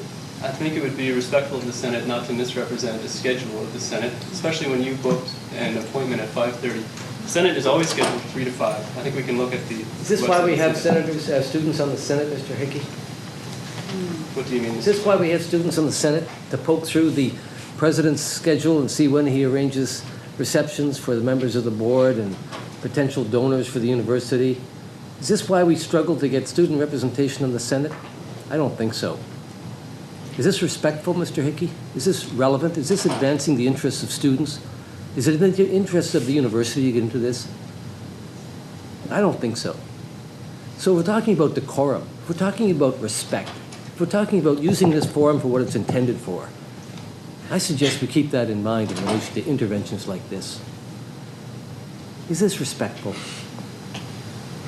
Now, do you have something you want to Mr. say? Rock, will you inform the members of Senate who you invited to this reception on September 12th? Is this respectful, ladies and gentlemen?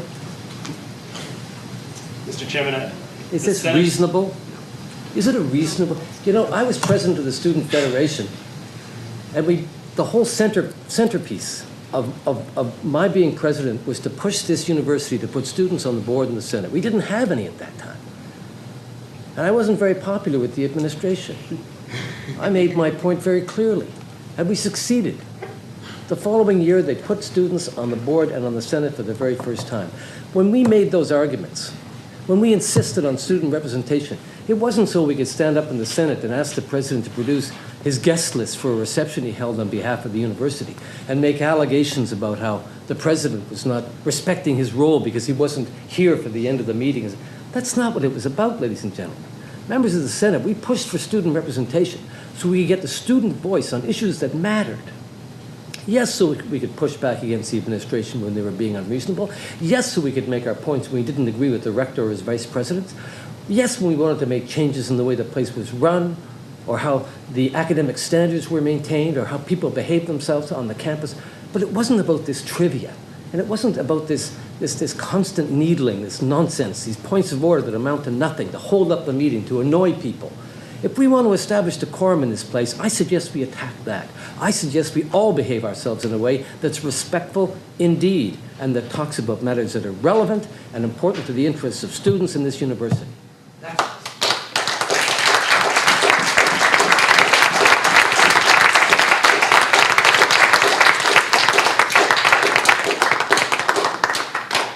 Chairman, I'm astonished that you've characterized my actions, my work at Senate, as being irrelevant, as being not in good faith. Mr. Chairman, I don't see that as befitting of the chair to speak that way about a student, to misrepresent a student's work before the Senate in that manner, and I would request an apology. I'm going to adjourn the meeting. Is there anything else that can usefully be done at this Senate? If not, I adjourn the meeting. Thank you. See you next month. See you in a couple of months.